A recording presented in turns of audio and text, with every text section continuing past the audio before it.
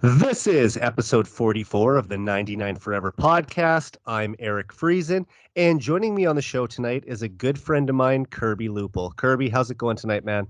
It's going good, Eric. Thank you for having me on this podcast, episode number 44. We talked about it for a while, and I said, Eric, I'd like to be on your podcast when episode 44 hits, because that's my favorite number. So I know a lot of your guests talk about, their favorite Oilers and the jersey number that they wear for the episodes. So I did a little research on number 44, and I found out over 200 NHL players have worn number 44, and I found out something for your Edmonton Oiler fans. Jason Arnott, you can correct me if I'm wrong on this, but he never wore number 44 with the Oilers, but he wore number 44 with multiple other NHL teams. So I thought that was kind of a little fun fact. And there's a lot of popular players inside the Pacific Division over time that have worn that number 44 famously. So there's a guy close to my heart that we'll talk about maybe possibly later that wore number 44. So yeah, just kind of honored to be on this episode with you. I know we wanted to maybe have an episode before this with the Olympics, but unfortunately that was canceled. So I'm glad to be here tonight with you on episode 44. Yeah, you're always welcome, man. And you're right. 44 is kind of a often used number, especially in the last 20 years with the Edmonton Oilers.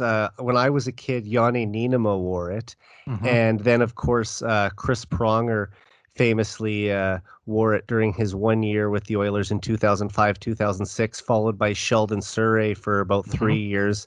And now Zach Kassian obviously wears it. So, yeah, It's been a number that's been very common. And number 4 was a number that I wore quite a bit growing up, too. So we have that connection. I tried to wear 44 a lot in my baseball ventures and basketball, but there wasn't always that accessibility to the number 44. And I noticed going through a lot of my research too, a lot of NHL defensemen would later wear that number, unlike Pronger, who wore it in the prime of his career.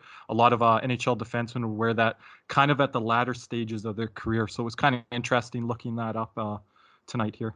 Yeah, I wouldn't have known that it was that frequent of a number throughout the league.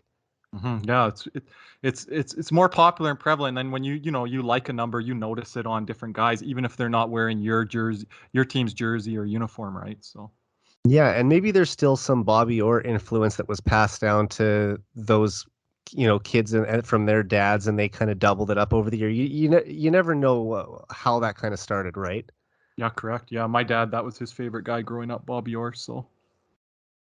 For sure. And I also wanted to say, I feel like our friendship has come full circle because we met at Mount Royal University in 2010 when I asked you to be a guest on the online sports radio show I was hosting at the time called The Cougars Den.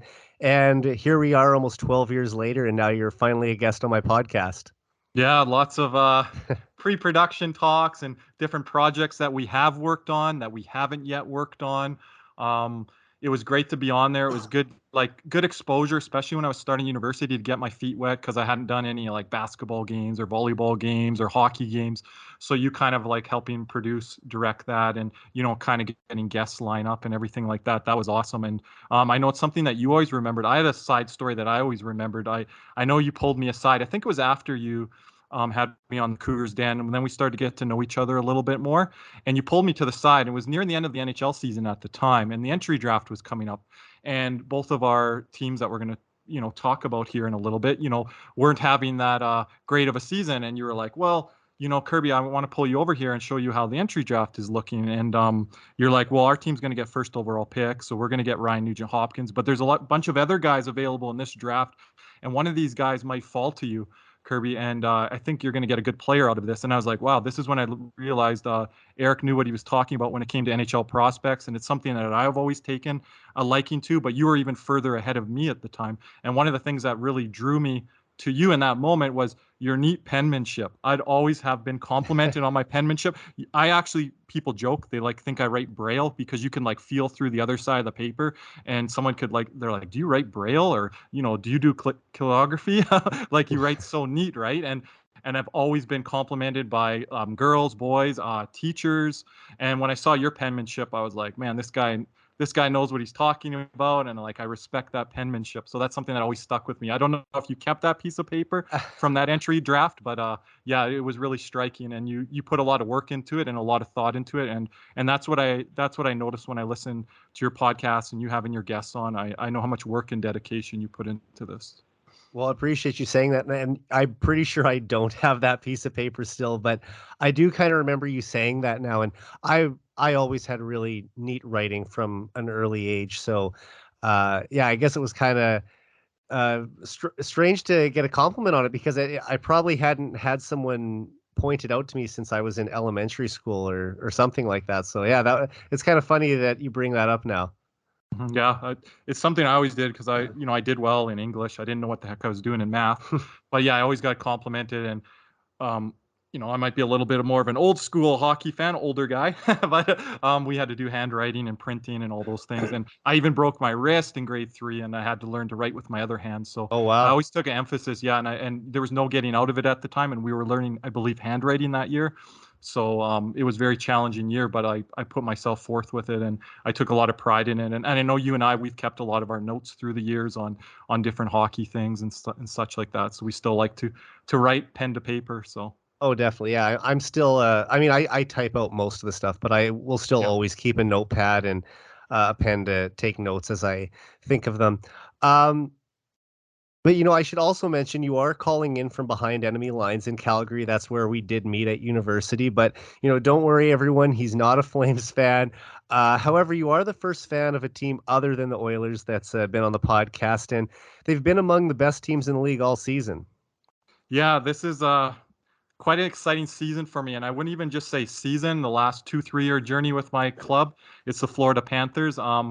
Growing up in Calgary, Alberta, Canada, born and raised here, I would get often mocked. They're like, "Who do you cheer for, Kirby?" And I'd say Florida Panthers. They're like, "You cheer for those guys?" And like that would be the first, conversation I would have with an acquaintance or a stranger, and it would just kind of turn me off of talking hockey with people, because right away it would kind of be dismissed as like, oh, you cheer for an expansion team, or you cheer for not a good hockey club. But the last 2, 3 years here, we've been on the upward trajectory, and this year we're breaking franchise record in points, franchise record in home wins. We have a player in the Hart race. We have a player, in our Ross. We have a player that was up for the Calder until he was injured, and Aaron Ekblad. We've got better goaltending this year.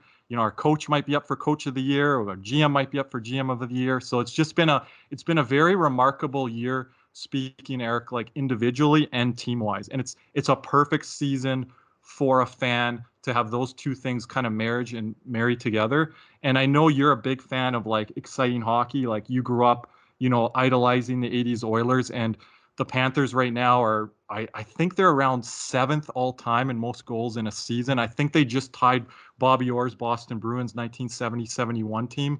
So this is the type of hockey and brand that I know you and I always talk about, and that's very exciting for you. And all the numbers are up, which we're going to talk about on this podcast, across the board, across the league. But my team in particular, just first in this, second in this, and advanced stats, old school stats, everything across the board. And it's just been a really exciting year. But our fan base, we only care this year what's happening in the come playoff time, because we had a heartbreak first round series last year, loss, and our market right now, just like a lot of markets across the league, it's what are you going to do in the playoffs. So we're excited, but it's tempered enthusiasm, and almost like things have gone bad in the past for us. We've lost overtime games in game 6, overtime games in game 7. So we have to get through this first round and see where that takes us from here.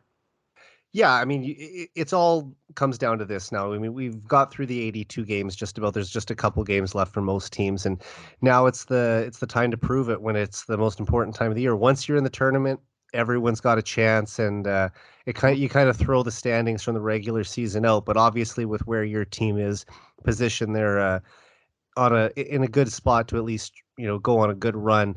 I do want to say, growing up in Saskatoon, there were so many different teams that people cheered for because we don't have an NHL team in the city. But growing up in Calgary, do you think that contributed to some of the backlash you got from not cheering for the home team because there was an NHL team in your city and you chose to go with someone else?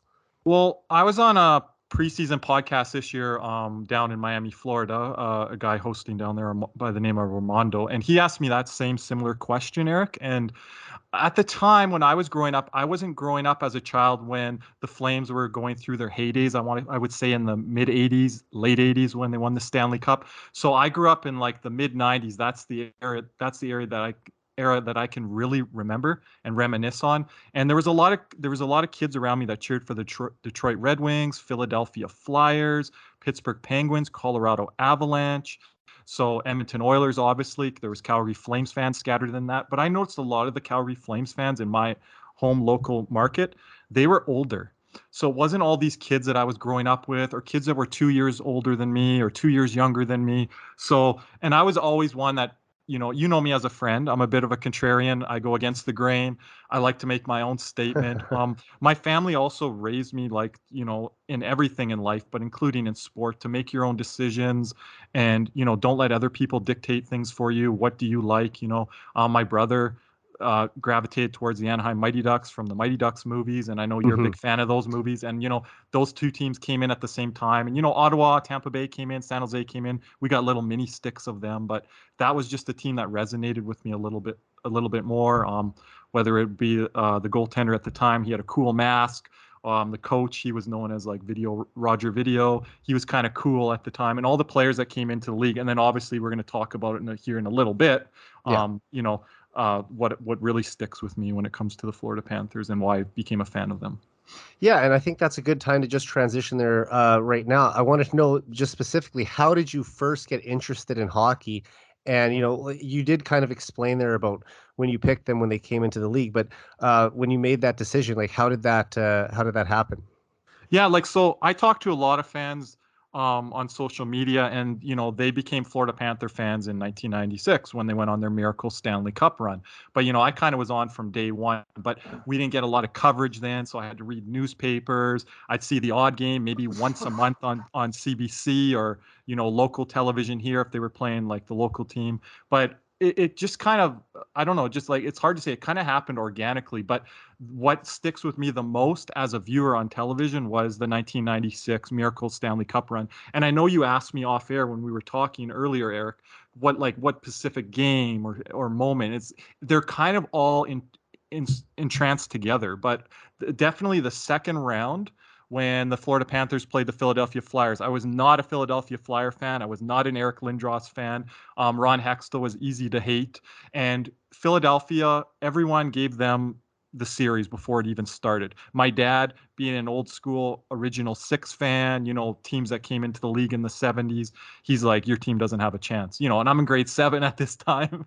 And my dad's like drawing pictures on the sports section of the newspaper and like, kind of mocking the Panthers and all this. And he's like, you guys don't have a chance. And I felt like in my own household, it was us against the world, or in my own friend circles, it was us against the world. And that's kind of how it kind of transpired. And they just, Ed Jovanovski just played a great series as a young rookie, and he, was physical in that series. And John Van Beesbrook was clutch goaltending, and it was just a bunch of muckers and grinders, blue collar guys that came to work every day. Captain of the team, Brian Scrudlin, as you know, and you can tell a little bit of your audience that story there.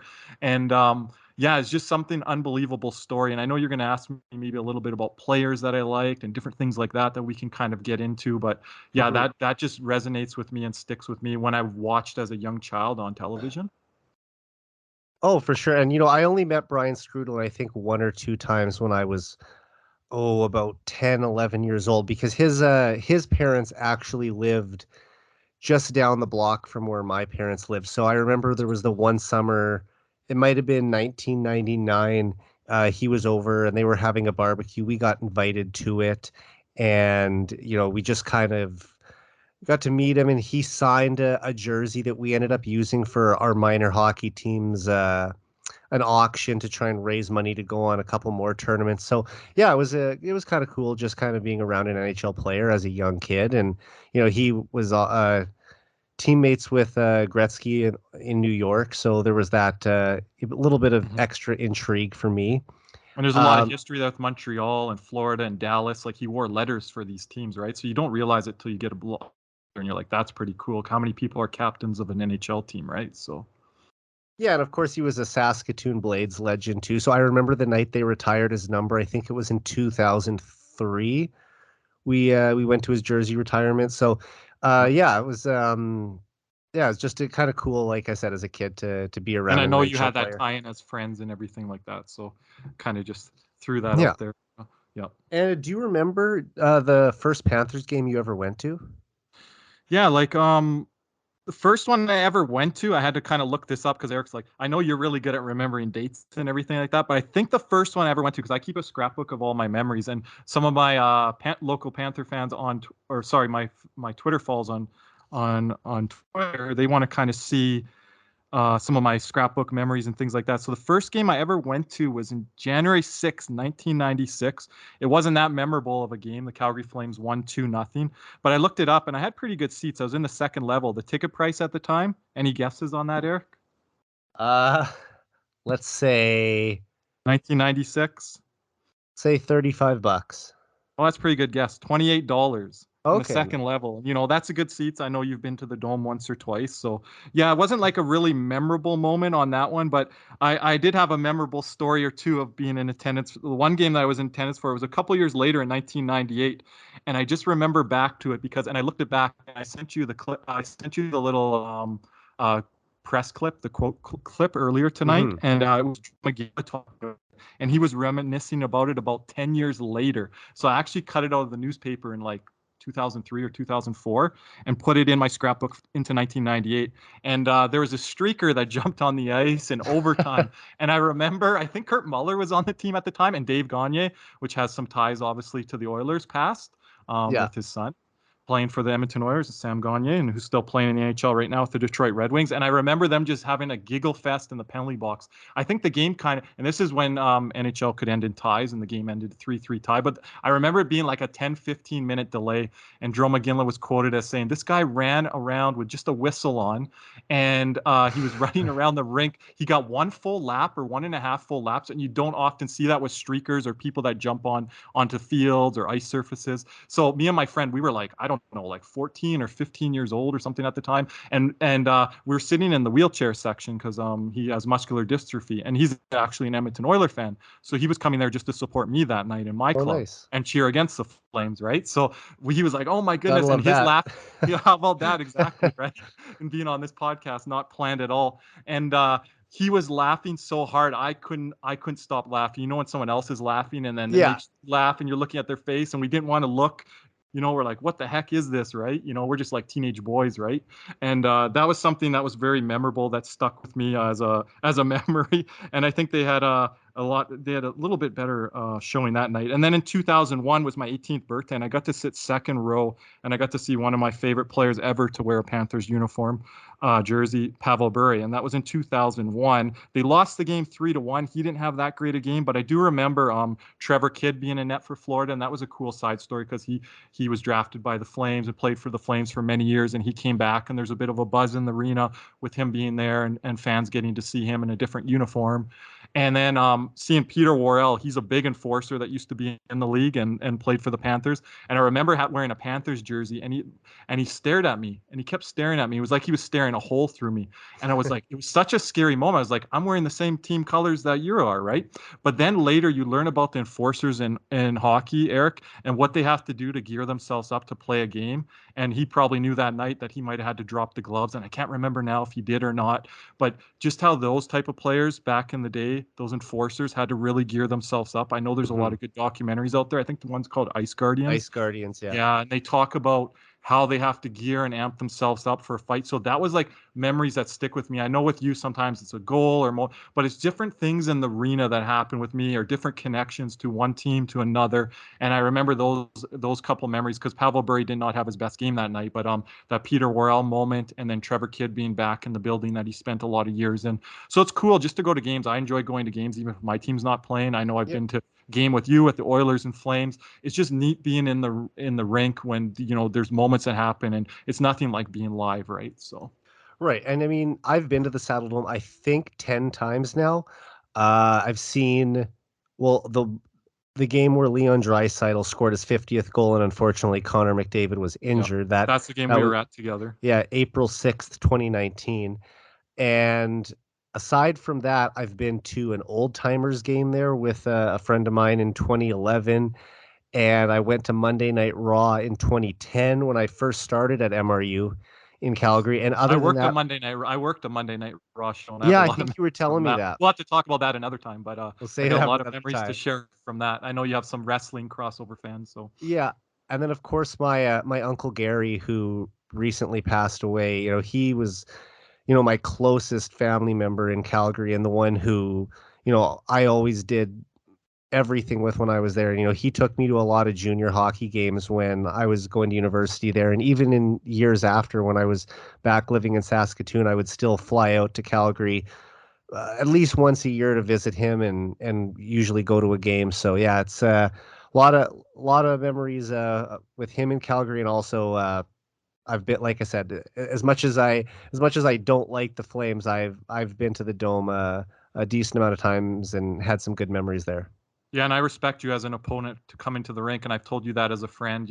I've always been in rinks as the opposing fan, so I'm very used to that. The only time I've ever as a home fan is like a junior hockey game, and I know you've been here for a Calgary Hitman game with me, and that's been nice to hang out with you, just to watch those Yeah. games where it's just low stress. You're not cheering for a certain team, and that's why I even like to go to Flames games that don't involve the Panthers because I get to see different stars around the league, like whether it be Connor McDavid. I've seen Alex Ovechkin now, and there's stars from the past that I've missed. I grew up being kind of like a Penguins fan as my first memories, and my one regret is never seeing Mario Lemieux live. And I had an opportunity one time with my dad, but as a kid, I was like, we'll go next time or whatever. But sometimes next time never comes, right? So I Right. never got to see him live, but I eventually got to see Yarmer Yager live, and I grew up being a big fan of his, and I was a fan of Kevin Stevens, and they all played together. It was nice to see Yarmer Yager, watch him from afar as a fan at the beginning of his career and then bookend at the very end of his career and get to see him live in a Florida Panther uniform jersey, and that was really neat to kind of experience. So I enjoy just seeing stars from around the league and remembering those moments and such.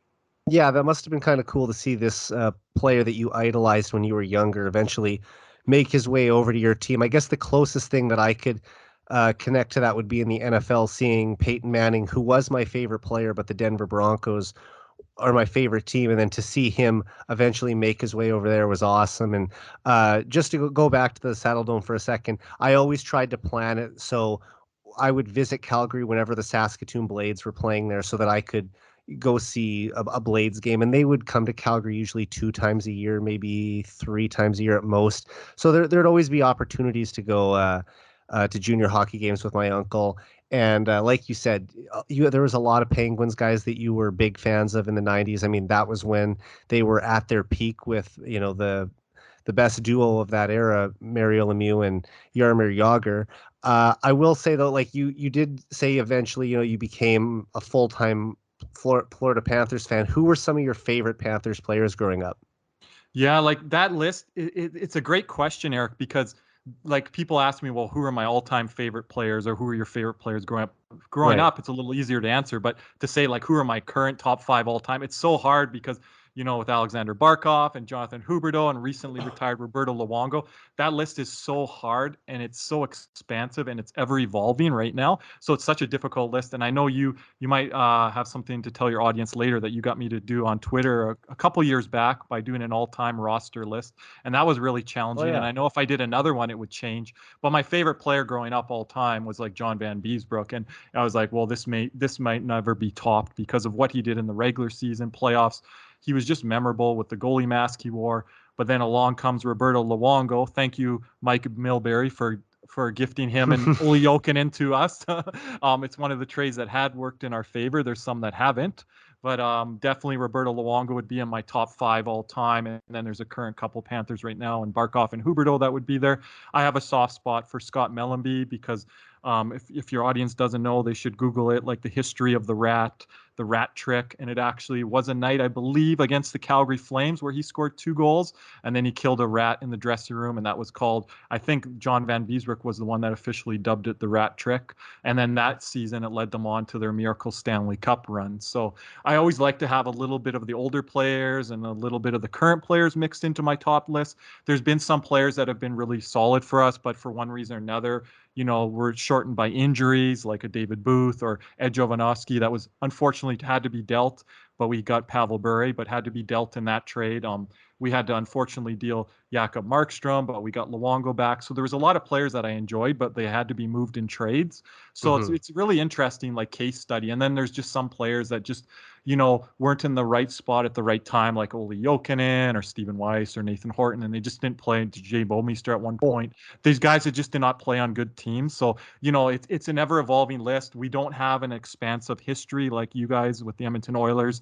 So, you look at the Edmonton Oilers all-time records and you look at the Florida Panthers all-time records, it's like apples and oranges, right? But if you just look at the current era team, it's just, these guys can stack up with anyone, and it's just, I just want them to get more national exposure in my country, North American wide, and I think they're finally getting it this year. But you have to do that through winning, and that's what the Edmonton Oilers did in the 80s, and that's what the New York Islanders did in the 80s, and that's what the Montreal Canadiens did in the 70s. So I understand that, right? And dynasties are so hard to accomplish, and just what especially the in LA this Kings, era too. especially in this era, but like what the LA Kings and Chicago Blackhawks have done, and other teams have done, Pittsburgh Penguins you could even throw into that mix, the Crosby era. Yeah, if you want to call that minor dynasties, like all these teams either won like 2 cups in a span of 3 years, or 3 cups in a span of 6 years, or back-to-back cups. Like, I mean, I guess you could say that's the modern equivalency of a dynasty. Yeah, and yeah, you have to change your perspectives from Wayne Gretzky and Mario Lemieux, and even I know we're even going to delve into some players later, and it's just hard. It's just eye-popping when you look at Wayne Gretzky's numbers and Mario Lemieux's numbers, and then you even go a little bit further down and you see like Gordie Howe and Mike Bossy, who sadly just recently passed away, and Jaromir Jagr. It's just hard, and you could throw in another Oiler, Mark Messier, and different players. That guy's like the ultimate of like individual success and team success, so it's just, it's a fascinating sport. It's always changing. It's hard to compare eras. We try to compare eras. I'm partial to goalies, so like again, 2 goalies are on my list that might not be on Eric's list, even though you've had some good goalies like Bill Ranford and Curtis Joseph play for your organization. Grant Fuhr, I know you're a big Grant Fuhr fan, but I'm really partial to the goalies. I know you're more partial to the forwards, but we end up talking about it, and we learn from each other from different positions and different eras, and we have a lot of interesting hockey talks that we're not recording like we are tonight. So I look forward to these podcast appearances with you. Yeah, for sure. And the one thing is, like, as great as the dynasty was in the 80s, and as much as that is my favorite era of not only Oilers history but hockey history, I wasn't around for it. Like, I was born in 1989, so just towards the tail end of their glory years. And the Oilers teams that I grew up with were the teams that were led by Doug Weight, Ryan Smith, Bill Guerin, that, scratched and clawed their way to get into the playoffs, usually as the 8th or 7th seed, or the odd time the 6th seed. And they would end up going against the Colorado Avalanche or the Dallas Stars in the first round every year. And obviously you're going up against a Stanley Cup contender as this team that just barely made it in. So I wasn't there for the years when the Oilers would just like dominate everyone and ride to the Stanley Cup final year after year. So in a sense, some of our experiences of watching teams in our youth and growing up were the same. And of course, like it seemed like my favorite players were getting traded away year after year. It'd be first Bill Guerin, then it was Weight going, then it was Anson Carter, and just year after year, you're seeing your team lose these guys. And then it seemed like it all changed in 2005 when Chris Pronger and Mike Peca arrived, and then they made some additions throughout the season to bolster the team for that Stanley Cup run. But a year later, Ryan Smith was gone. So I got almost used to it in a sad sense that like my favorite players weren't going to be long for the team. And now it's just, we can both relate to this, that our teams now have superstar talent. And it's something that they didn't have 15 years ago when the Oilers were going through the decade of darkness and the Florida Panthers were going on their long run. Obviously, our teams were tied for a while for the longest playoff futility in NHL history until the Buffalo Sabres passed them this year. But now we're looking onward and upward. We're looking onward and upward. Playoff success because of the players that we have and the model that you see other teams that have had success, right? Yeah. But it's going to be super difficult because I believe like there is a lot of superstars in this league, and you look back to the mid '90s, with Sakic and Yzerman and all those guys, but not all those teams could win, but like Colorado was taking up cups and Detroit was and New Jersey was. But, Philadelphia didn't get one with Eric Lindros. And, there's just different superstars around the league, that, and I think right now it's as deep as it's ever been. So it's like there's a lot of pressure on teams, not only to get a deep run and get that Stanley Cup, but just even to win one round, because it's going to be ultra competitive this year. For sure. And, you kind of touched on some stuff from 96 that really stands out to you, but do you have like a couple favorite moments in Panthers history that come to mind right away? Well, like that run is like, that's the last time we've won a playoff round was in the Eastern Conference Final against the Pittsburgh Penguins. So like, I am a person, that has coached in youth sports and different things like that. I look at like, how do you finish a season, not always how you start one, right? So Right. there hasn't been a lot of those memories, and it's been, like I said earlier, heartbreak memories in overtime to eliminate us from the New York Islanders and John Tavares, Adam Henrique goal, New Jersey Devils, and then Sean Brodeur go on another cup run with that team by knocking us out on our home ice, in Game 7. So like a lot of the memories have been regular season, and like, it's been recent memories because of like the records that our club is breaking right now, individual and team records. To be honest, there's just not a lot to go off of. There's a guy like Roberto Luongo and how much he's dedicated and sacrificed to this organization, and just, so many memories of him, and, moving up the all-time goaltender rankings list, the Jaromir Jagr moment, of course, moving past, Gordie Howe and Mark Messier, on the points leaders, right? So like those memories, stick with me, and a lot of those ones are recent memories. But yeah, it's hard to like, outside of 1996, to say this memory sticks with me like 5 years, 10 years later, right? It has been a franchise of futility. Like if you look to the NFL and the Detroit Lions, and you look to baseball and the Detroit Tigers, or maybe even more aptly the Pittsburgh Pirates. But then there's been seasons where Florida has won the division. Mhm. They've won it. This will be our third time winning it in 11 years. So like I was talking to you off air about this, Eric, it's really up and down, where we've had first overall pick Aaron Ekblad, and Sasha Barkov, in the top 5, Jonathan Huberdeau, third overall. But then there's been years where we've picked in the middle of the draft, at the end of the draft. So it's been a mixed bag a lot of times, but it's been frustration of either just missing the playoffs or losing in the first round of the playoffs. But this is the first time, that, and, I think unfairly last year, we had what I believe the third or fourth best record in the NHL, and we had to play the Tampa Bay Lightning in the first round, and we actually had home ice advantage, and Carolina finished a point above, I believe it was a point above us. So it was really unfair to the Carolina Hurricanes and Florida Panthers to have to kind of be in that seeding and matchup situation where we had to play, the defending Stanley Cup champions. And, Yeah. we gave them all that we could handle, to start. And I think that first round gave us experience that some teams see in 2 or 3 series, right? And everyone around the league really said this was one of the best series. It was one of the most physical series. It was one of the most entertaining series.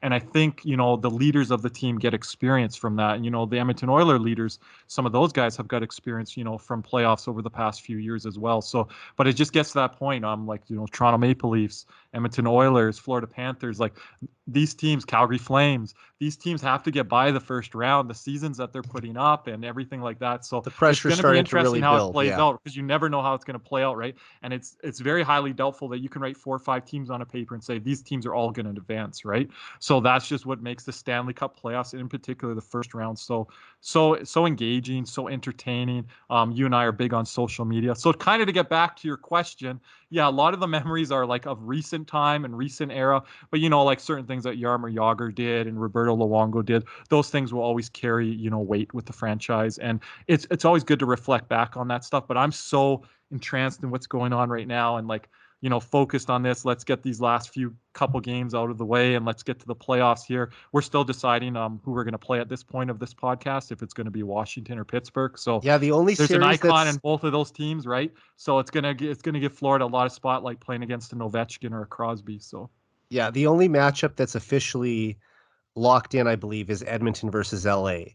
and And I that believe Minnesota and St. Louis, but they're fighting for home ice. okay, So, they might have yep. they might have And I clinched that think tonight. Toronto and Tampa Bay could be officially now. It's Sometimes pretty like much like we almost know what all the matchups are going to be. There's just Yep. the matter of playing out the last few games. Like I think if Tampa gets 1 point in their final 2 games, they'll end Okay. up playing Toronto. So it's just Yeah, and then Boston would be down to the wild card. And like we don't right. want to look ahead as fans, but like you guys as Oiler fans are seeing that BOA, that Battle of Alberta potentially in round 2. We see the winner of Tampa Bay Toronto. Either one of those is going to be juicy for us. But you can't look ahead. But as fans, sometimes you end up doing that. As players, you can't do that, obviously. But Yeah. there's like as good as the first round matchups can be, the second round matchups are just like tantalizing, like if they play out in that manner, right? But you never know how the first round's You going. never know how it's going to go. And, I just thought of this on the spot now, but, I've always said if there was one Oilers player, former Oilers player that I wish I could have seen win a Stanley Cup with a team, it would have been Ryan Smith.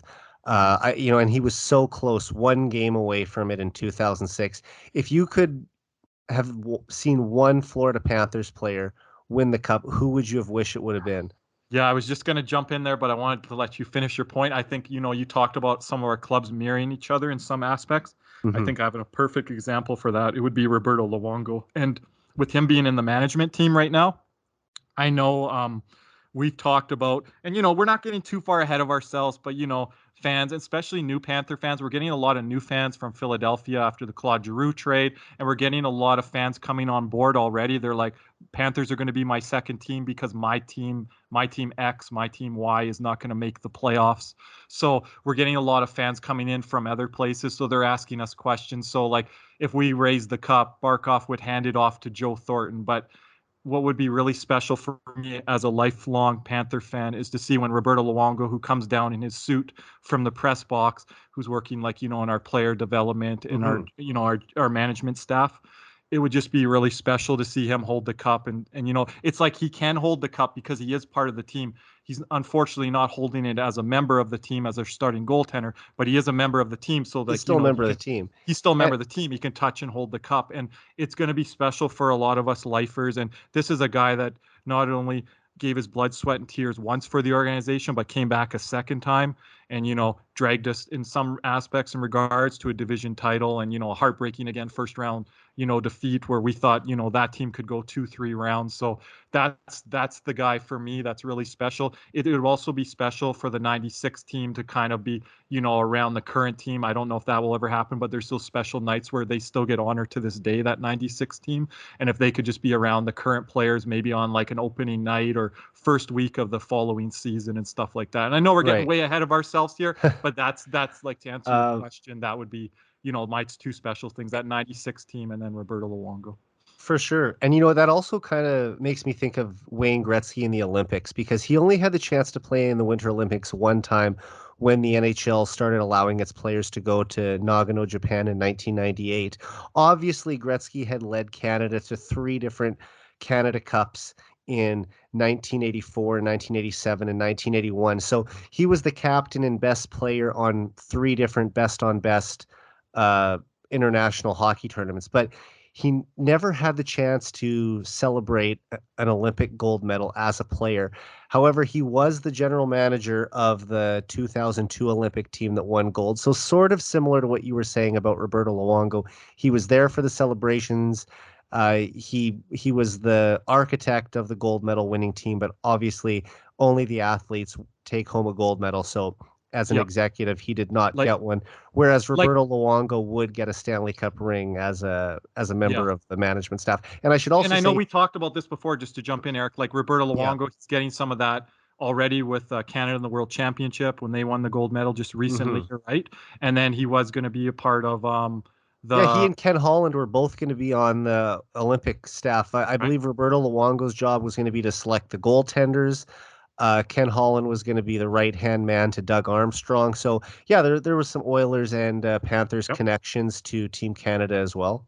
So yeah, I think he's getting that experience and he's got you know, his foot definitely in the door there. And I know Brian McCabe works for us and he was a former Panther. And then Gregory Campbell has come back. There's been there's so many, like the team is doing such a better job off the ice of like bringing back guys from historical purposes. And I give all the credit to our owners, Vinny Viola and Doug Seafood. Like that's the main thing. That was the main turning point in our franchise of like maybe like at one point eventually being relocated to being like a real stronghold in the market. And if you saw their attendance last year in the playoffs, they had one of the most lively fan bases in the playoffs last year. And it was, I just give a credit to that ownership group, and like Roberto Luongo was a big part of that, and he could go off to Vancouver or he could go back to his native Montreal, but for him to stick around with Florida after his post career and like want to see this through and different things through, and through this he might get a job promotion. I would hate to lose him, but I would understand it in the same aspect. But he's done everything he can for this organization, so yeah, it would just be awesome with that.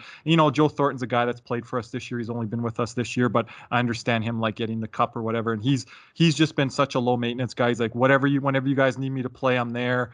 You guys have an awesome captain in Alexander Barkov. I love this team. And, it's just bringing in those veteran leaderships. We have some cup experience guys with Patrick Hornquist, and Noel Achari's had a lot of experience with the Boston Bruins. So it's just that mix of veterans and young players and guys that really like your team with the Oilers entering the primes of their careers, like in year 5, right, year 6, year 7, year 8. And that's where our team, in the Panthers and your team in the Oilers, we mirror each other too, right? So those are the years that, if you look back at the Crosbys and, Mario Lemieux, Wayne Gretzky's, all these players, that have won Stanley Cups. Steve Yzerman, that was a late bloomer kind of, but like all these players, you'd look back like by year 5, 6, 7, 8, that's winning time, right? And it's really exciting to be a part of that. I know you're excited for that too. Not only this season, but moving forward next season and the year after. Yeah, I think we both think that our teams are only going to go up from here. Like I think that this is the best team that the Oilers have had in the McDavid era, but I don't think it will be the best team they're ever going to have. I think that they're only going to continue to go up, and especially if they're able to, keep some of the key components of their team right now. But they've also got some very promising young prospects who are hopefully going to come in and be parts of this team eventually too. And it's just like you said. I mean, it's such an exciting time. And just to finish up on Luongo, he did miss out on getting to be on the Olympic staff this year, but the NHL is committed to going to the Olympics in 2026. And there's also very likely going to be a 2024 World Cup of Hockey in the winter of that year in February. So there's an opportunity for him to be a part of that team as well. So I don't think you have to worry about seeing him take part in the international stage. Yeah, and I'm just interested in his journey and where it takes us from here and what have you, right? So. Mm-hmm. Well, the next thing I want to go to is a game that we went to in October of 2019. We saw the Panthers play the Oilers at Rogers Place right around your birthday. And this was something that we had talked about doing for a while. So it was awesome to finally go to an NHL game with you. We were both at the Oilers Flames game that April, about 6 months earlier, but we didn't sit together. So this was the first time we actually got to go to a game and talk during the game and just kind of take in the game together. So I just want to know what did you think of Rogers Place, and what were your standout moments from that weekend in Edmonton? Yeah, first off, I just want to thank you as a friend, and I think I have before, but just like you organizing that and getting the tickets and figuring out all that, and then like I mostly have family in the Fort Saskatchewan area and Sherwood Park area, so we, you and I, we ended up staying with my family up there, and it was Shout out nice. to them as well for having us too. I really appreciated that. Oh, And yeah, I'd never been to Fort Sask either. I mean, it is about half an hour away from Edmonton, so I mean it's not that far of a drive all in all. But yeah, just I was always so used to staying at the Coliseum Inn up until recently. That was my go-to place. So it was almost kind of odd to go there and not go to my usual surroundings, like to come into the city in a different way and stay somewhere else. But I really do appreciate them, obviously, and I think we both made that very clear to them that we appreciated that. Yeah, it was a pleasure having you and stuff. And like I always get up to Edmonton, like usually once or twice a year. Now with COVID hitting, it's kind of been a little different that way. But I have Mm-hmm. tons of family there, and they're all Oilers fans. They're all hockey fans. They come in my annual hockey playoff pool. All the men, all the women, all the children. I even got some of the kids like coming in it and stuff like that. Every playoff year. So it's just fun getting up there and seeing them. And so like I never, I've had Oiler friends as fans, Getting tongue tied there. Growing up through the years, like I mentioned to you, my one friend Robert. But Right. I just was never like really compelled to get up there to see a Florida and Edmonton game. But when you got the new rink, Rogers Place, you're like, Kirby, you got to see this building, right? And I'm like, well, I have seen it with my uncle. He's given me kind of a tour of the outside of the building. So beautiful just to see, all the Stanley Cups and banners presented. It's such a nice media room. Of course, you and I coming from a communications broadcasting background, I really appreciate that stuff. And it's kind of like a perfect meld of the media and the fans getting, to kind of interact or very close together to the players. So I just thought like the setup was really nice, but I never got to see inside the building because it was the off season. So I never got to see inside there until I went with you on this trip.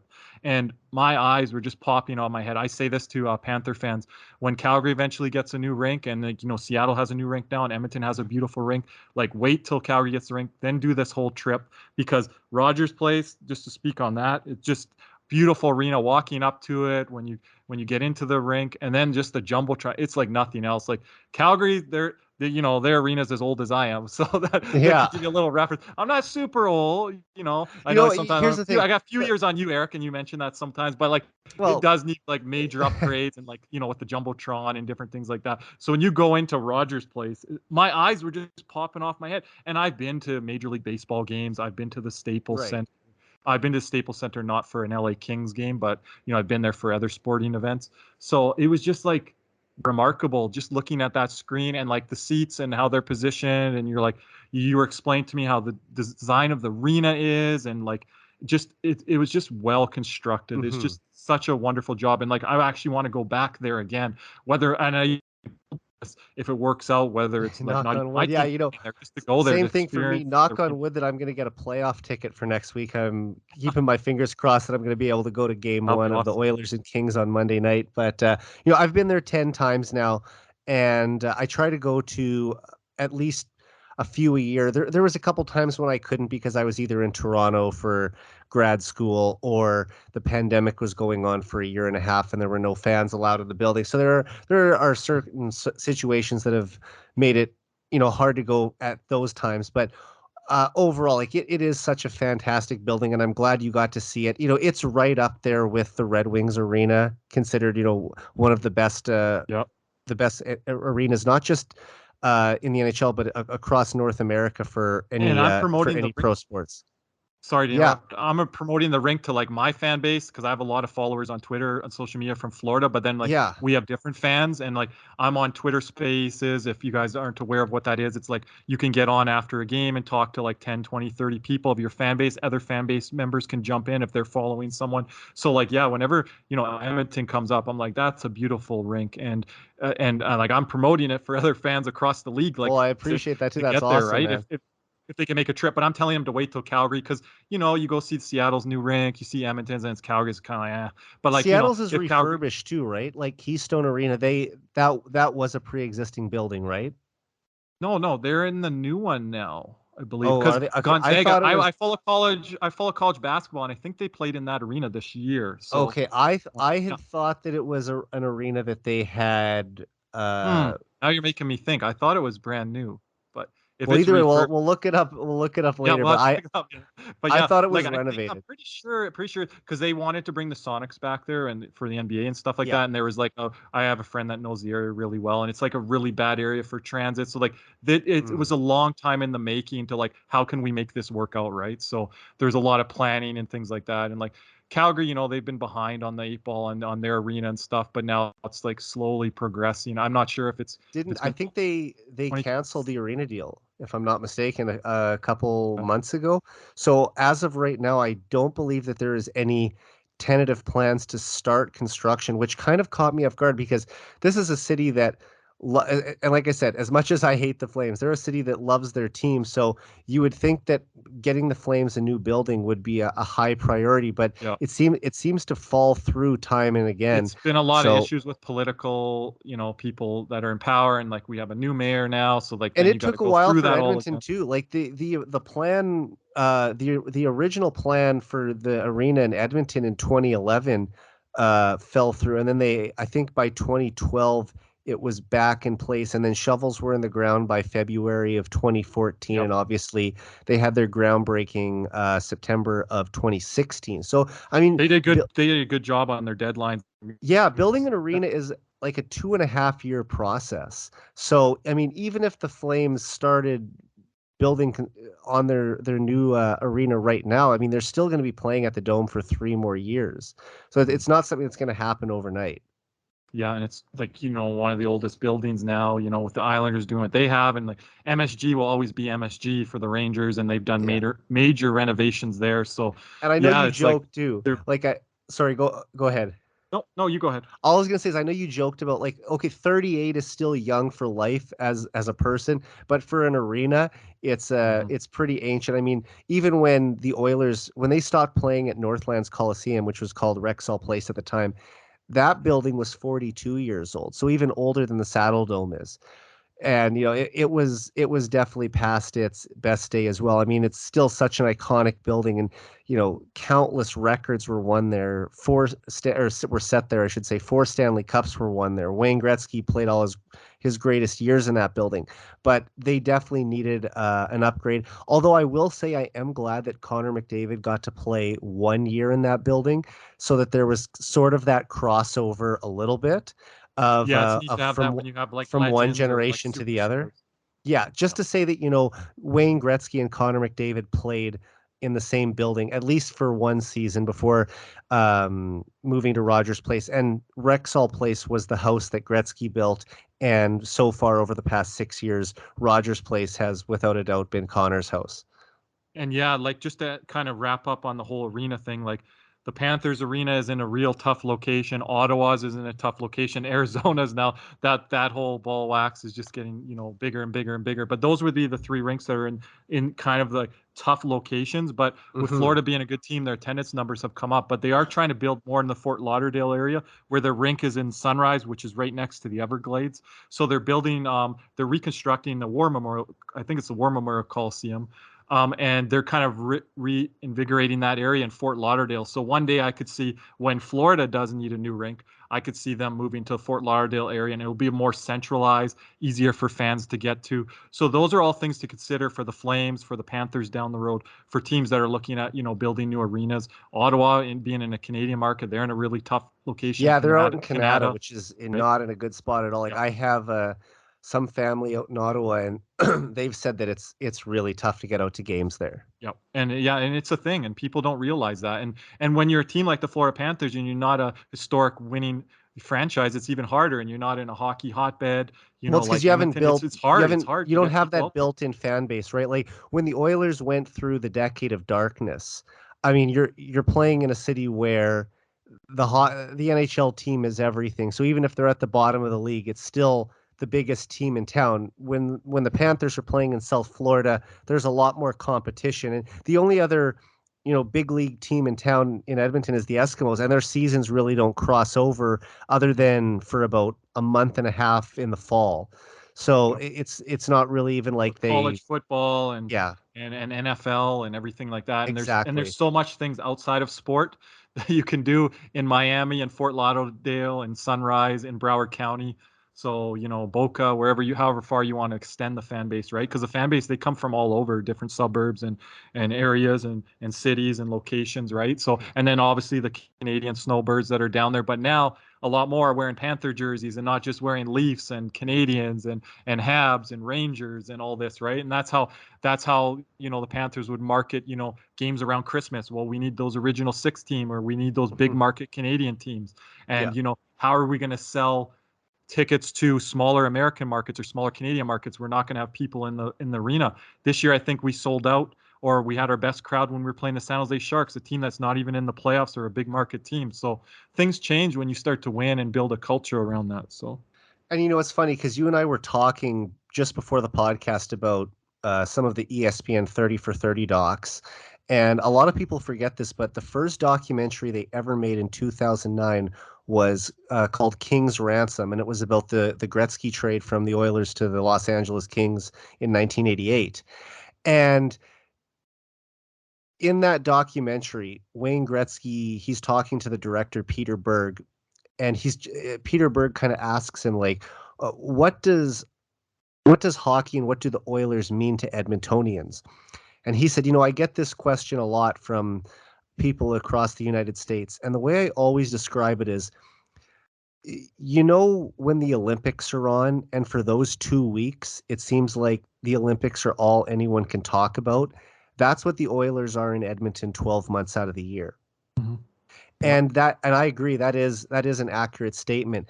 But when you go to places where hockey isn't the number one sport in town, even if the Panthers win a Stanley Cup this year, that's not going to make them the number one team in South Florida, but it will obviously. Yeah, you can't say that with the Dolphins and the Heat and everything exactly. like that. I mean, you would ask for the better coverage, but you would ask for better sometimes coverage. That's even you got to fight for that sometimes. But but the Florida market loves winners. They love winners, right? Yes. So, but I think you would say this better than anyone. Like, football, basketball, and college sports. I mean, that is really the king of the American sports mountain, right? Yeah, and they have so many college teams too, right? Like you look at, the Florida State Seminoles, the Gators, the Hurricanes, like they have so many in the market, and they're like I'm a college basketball fan, like some of your guests that you've had on here, and I appreciate listening to those podcasts sometimes as well. I know Brian's a big college basketball fan. I'm a big fan of his when you have him on your show, and we talk a lot of college basketball,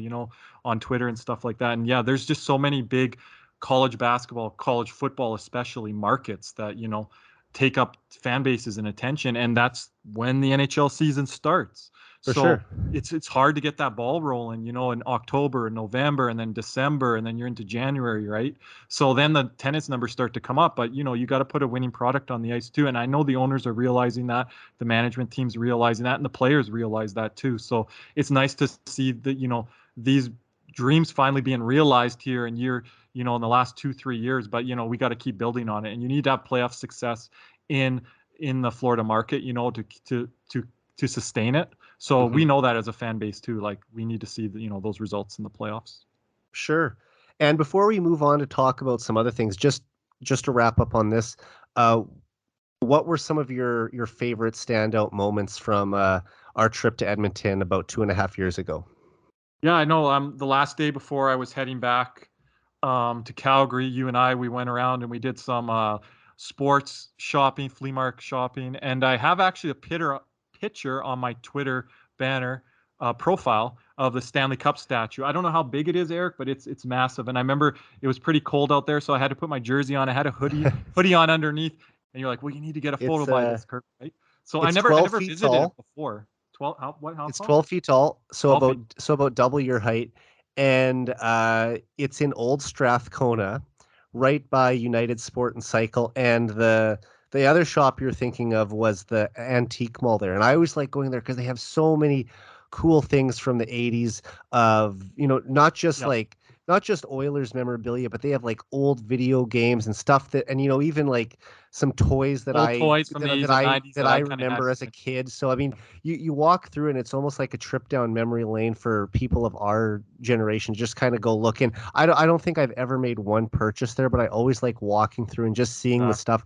It's almost like walking into like 1993 when you walk through that, like, it just, you see the Super Mario games for the original Nintendo, and it's the Transformer action figures and stuff like that, and it's just like, wow, like I feel like a kid looking at all this stuff again. And then when you see the Oilers stuff too, I mean, that makes it even more special. Little treasures here, little NHL treasures here or there, and it's like so neat. And just to experience that for a day, I know if any Florida fans came up here, like I would recommend that little loop trip for them, like on an off day or pregame, a little pregamer before they go, right? And it's just it's so neat. And I know you and I've talked about maybe doing, launching a pop culture entertainment podcast one day, and like we talk about a lot of those things, toys from the past, this movie from the past, different things like that. So yeah, it was a really neat day. So that was one of the things that really stuck. I do it again, right? Go back and and do that trip definitely again. Like I said, I have family there, but like I go there during the summer. I don't go there during the hockey season all the time, and different things. And now I have a reason to go back because Rogers Place is really like beautiful arena to take in, not only once but like multiple times. Oh, for sure. And I'm glad that you got to see United Sport and Cycle too, because I think it is such an awesome sports shop. And you mentioned Brian, I believe he actually worked there about 20 Oh, years ago too. interesting. So I'll have to confirm that with him, but I'm pretty sure I've got that right. And I mean, I've bought some stuff from there over the years too. I think most recently, I got a Wayne Gretzky jersey and a Connor McDavid jersey on the same day. Oh, wow. I had them hold them for me. This was back in 2016 when I was coming to Edmonton for the last ever game at Rexall Place. And I always get my jerseys in Edmonton. So I called ahead of time and I said, "Hey, I'm looking for the the CCM Wayne Gretzky white home jersey from the 80s. Do you have one in a size large? Hold it for me." They did. And I said, "Okay, I also want to get the McDavid draft jersey. The original orange one. I don't know if you remember with the royal blue. It was sort of the Hmm. WHA inspired jersey. The one that he Yep. got at his draft in 2015. That was actually the better orange jersey, I think, than the one they have now. And I got them to hold one for me too. So it was an expensive jersey, Dave, but I really wanted Well, to you're a get a jersey couple of collector, and those. I am. you're a jersey collector, and I'm more of a card collector, especially from Right. my younger years. And you still haven't got to my place yet to see all my Edmonton Oiler collection of cards. And my dad, I've one of the seen some smartest of your things stuff my though when dad I ever came. told me. Yeah, I I haven't showed you seen a little. I showed everything. you some of the things. I've only been to your Yeah, but house one time in Calgary, but like you haven't you showed me. I haven't seen everything yet. You haven't seen everything. One of the smartest things I want to tell your audience that my dad told me growing up. And my dad wasn't a hardcore Flames fan. He played major junior hockey. He played against some NHL players. He almost played against the Montreal Junior Canadiens. He's like, if we would have played against them as the Regina Junior Pats, we would have lost like 10-2 or 12-2. I think they had Gilbert Perreault and like all these guys from the Canadians yesteryear on that team. But anyways, one of the smartest things my dad ever told me about collecting was like, Kirby, I don't care if you like him or not, but collect Wayne Gretzky stuff because that stuff will be valuable one day. And the thing is, it is valuable, but a lot of things during my era, they were mass produced. But even if you have Gretzky Hmm. memorabilia, it's worth stuff. So I have like lunch pail boxes, hockey cards, like mini sticks, like just different things, that you find throughout the way. Probably some like old cereal boxes, things from newspapers or Sports Illustrated, Right. front covers I kept of Gretzky, and I made sure to keep those in really good condition and not touch them too much.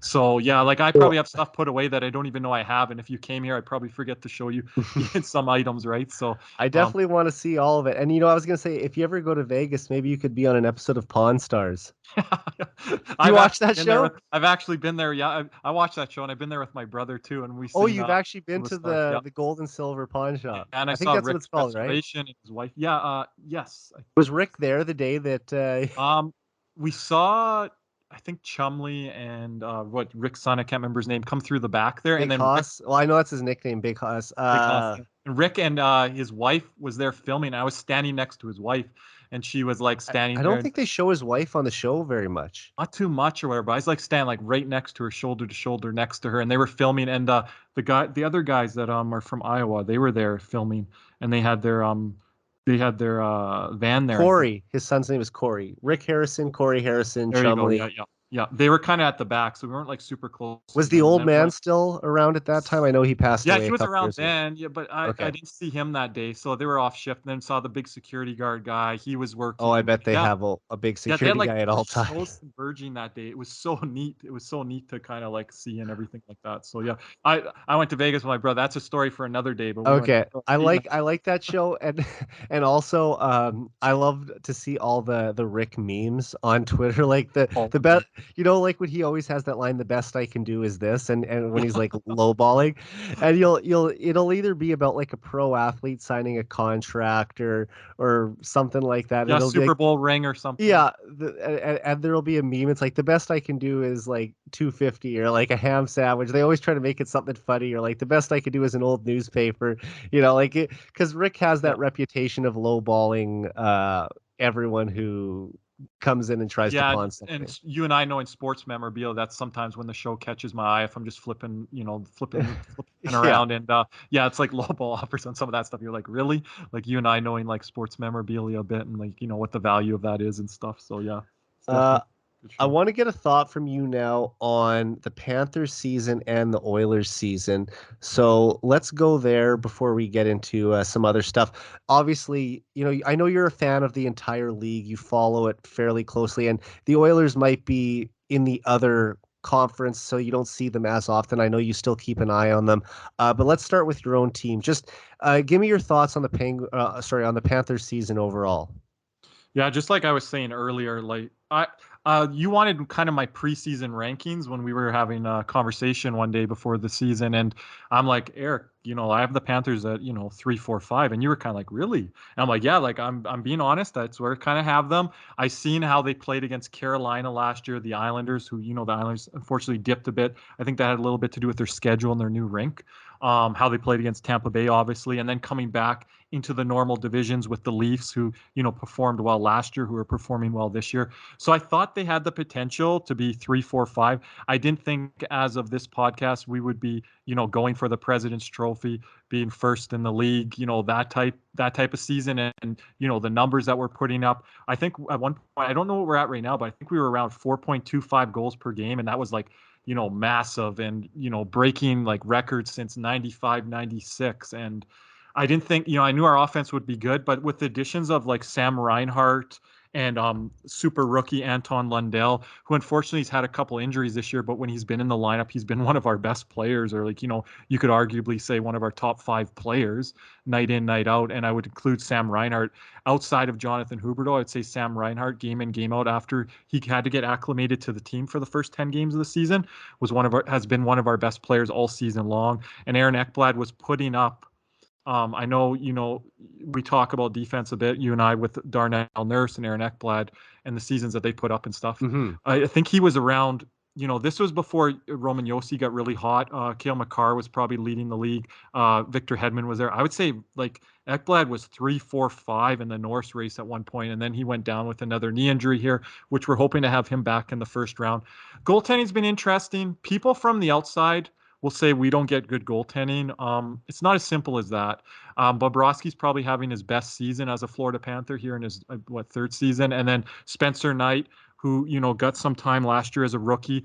This year he kind of started a little slow. He needed to go down to the AHL, get a little bit more experience there. I think one game he got like a 42 save shutout or 44 save shutout. We called him back up, and he started playing really well for us Yeah, in the because second half. he looked like he was ready to go last year. I thought they were going to be trying to offload uh Bobrovsky if they could, because Knight was already looking like he could step in as the starter.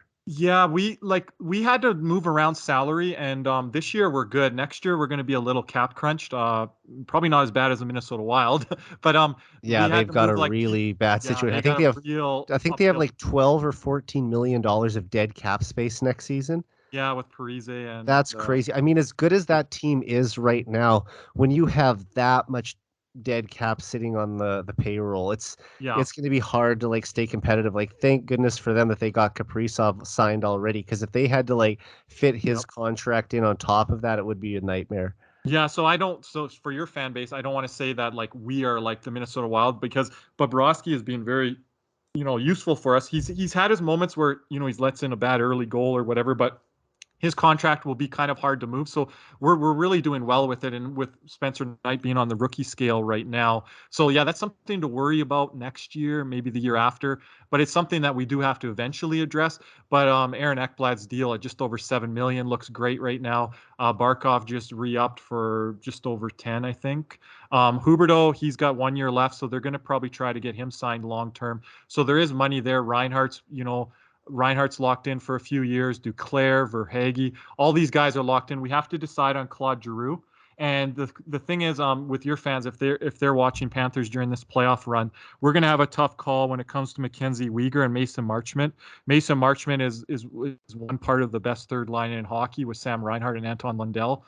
So that's arguably been the best. Well, I don't even know if it's arguably. It's been the best third line all year. So I think Marchment, it might price himself out, or Uyghur with the contract that he might require, as well. So there's going to be a guy that we lose, but you just look at the Chicago Blackhawks, a past Yeah, it's example. hard Like, to keep everyone. I it's mean, hard to look keep how many everyone, right? They they lost lost a Dustin lot of Byfuglien, pieces from Brian their Campbell. 2010 piece, right? Like Yeah, so I feel that's where we're at. If yeah. you So know, it's and almost like that's you got to go for it this year, because you yep. don't know what what you're going to and be able to do last year. I mean, Tampa lost a bunch of people from their yeah. cup run as well. And they kind of reloaded and they did it really well. And it's like that's the model that we want to kind of follow. And that's why Bill Zito should get the GM of the Year award, because he's done such a good job of like locking guys in. So we're not going to lose like 4, 5, 6 guys, but we might lose 1 or 2 guys. But that happens. But I don't think there's going to be a precipitous drop off next year. It's just our fan base there can't expect to be like this many goals and this many points. But like we can still like compete for the division, win the division, beat out Tampa, beat out Toronto. Tampa Bay and Toronto are having heck of seasons.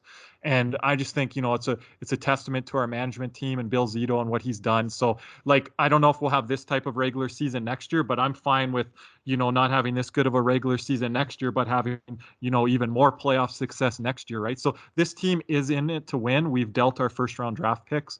So over the next few years. So we're definitely in to win in this 2, 3, 4 year window. And that's that they're building it around Barkov, Huberdeau, and Ekblad because they're, like I talked earlier about, they're in that window to win now, right? So it'll be interesting how it all plays out this playoffs, but that's like kind of off-season talk, and I know you and I will do that, and we might even do it on the podcast here. So we enjoy talking off-season stuff, but you and I, you're focused on the playoffs. I'm focused on the playoffs. I know Exactly. you are Oilers, right? Well, I know we started off the podcast by talking about how when we met, we were talking about draft picks. So it's nice to kind of go from having to have the draft be the biggest thing we're looking forward to hopefully a playoff run being the thing that is going to be the most important part of our season this year. And obviously, I mean, the Panthers are ahead of the Oilers in the standings. The Oilers might have a little bit of a easier path to get to the second or third round than the Panthers do, just because of some of the teams that you might be going up against. But yeah, but St. Louis, Minnesota are playing their best hockey of the year. Colorado and Calgary, I think, have been and the Oilers wouldn't have to play any of those Central teams until the conference final. So I mean, you'd have to get through. Exactly. Once but we Calgary in that second round, and Calgary in the second I said I'm round. not a Calgary fan, but this team that Calgary has is one of the top teams I think they've had since the Theron Fleury era. So I'm critical of them inside this market if they're not built for the if they're just built for the regular season and not for the playoffs. They're not going to which we're going to talk about this player in a minute or two here, Johnny Gaudreau. They're not all dependent on what he does. So I do like how they've insulated this team, but they're going to have to get the goaltending that they have with Jakob Markstrom, and then they're going to have to get kind of their depth blue liners to play well. And if the Oilers get rolling after that first round, it's going to be a heck of a second round if Calgary gets through their matchup, whoever they play with. So yeah, I've told you I've been looking forward to that matchup for the last 2, 3 years, the Battle of Alberta. So it'll be awesome because my team's still playing at that time. Hopefully, second round, all things go well. It's early game, and then I can watch that game right after. It's on the off night when the Panthers aren't playing. So I'll definitely be glued in. I try to catch the Oilers 10, 15, 20 games a year. Same with the Flames. So I think I do know the two teams inside of my market quite well as an outside fan. So yeah, I'm just really looking forward to that matchup, and it's the perfect time for it because I think both teams are playing as well as they can if they're going to match up with each other in the playoffs. So. Right. And like I said, I know the Oilers aren't a team that you follow as closely as some of the Eastern opponents that the Panthers go up against on a regular basis, but I'll just get a quick thought from you on their season and how they've sort of turned things around in the second half here. Yeah, not much that I can add that your fan base doesn't know. It's been a very interesting ride this year where, the Oilers were second or third place at one time and, winning percentage. And then they went on their slide where they were second, third, last. And then they've brought it back up again with, new head coach, Jay Woodcroft, and like the players, that you've had injuries and you've been able to deal with that. I know Darnell Nurse has missed some games this year. And then like, I think you're getting the goaltending now. It's really hard when like you're like, well, an organization says get rid of a head coach, get rid of the general manager.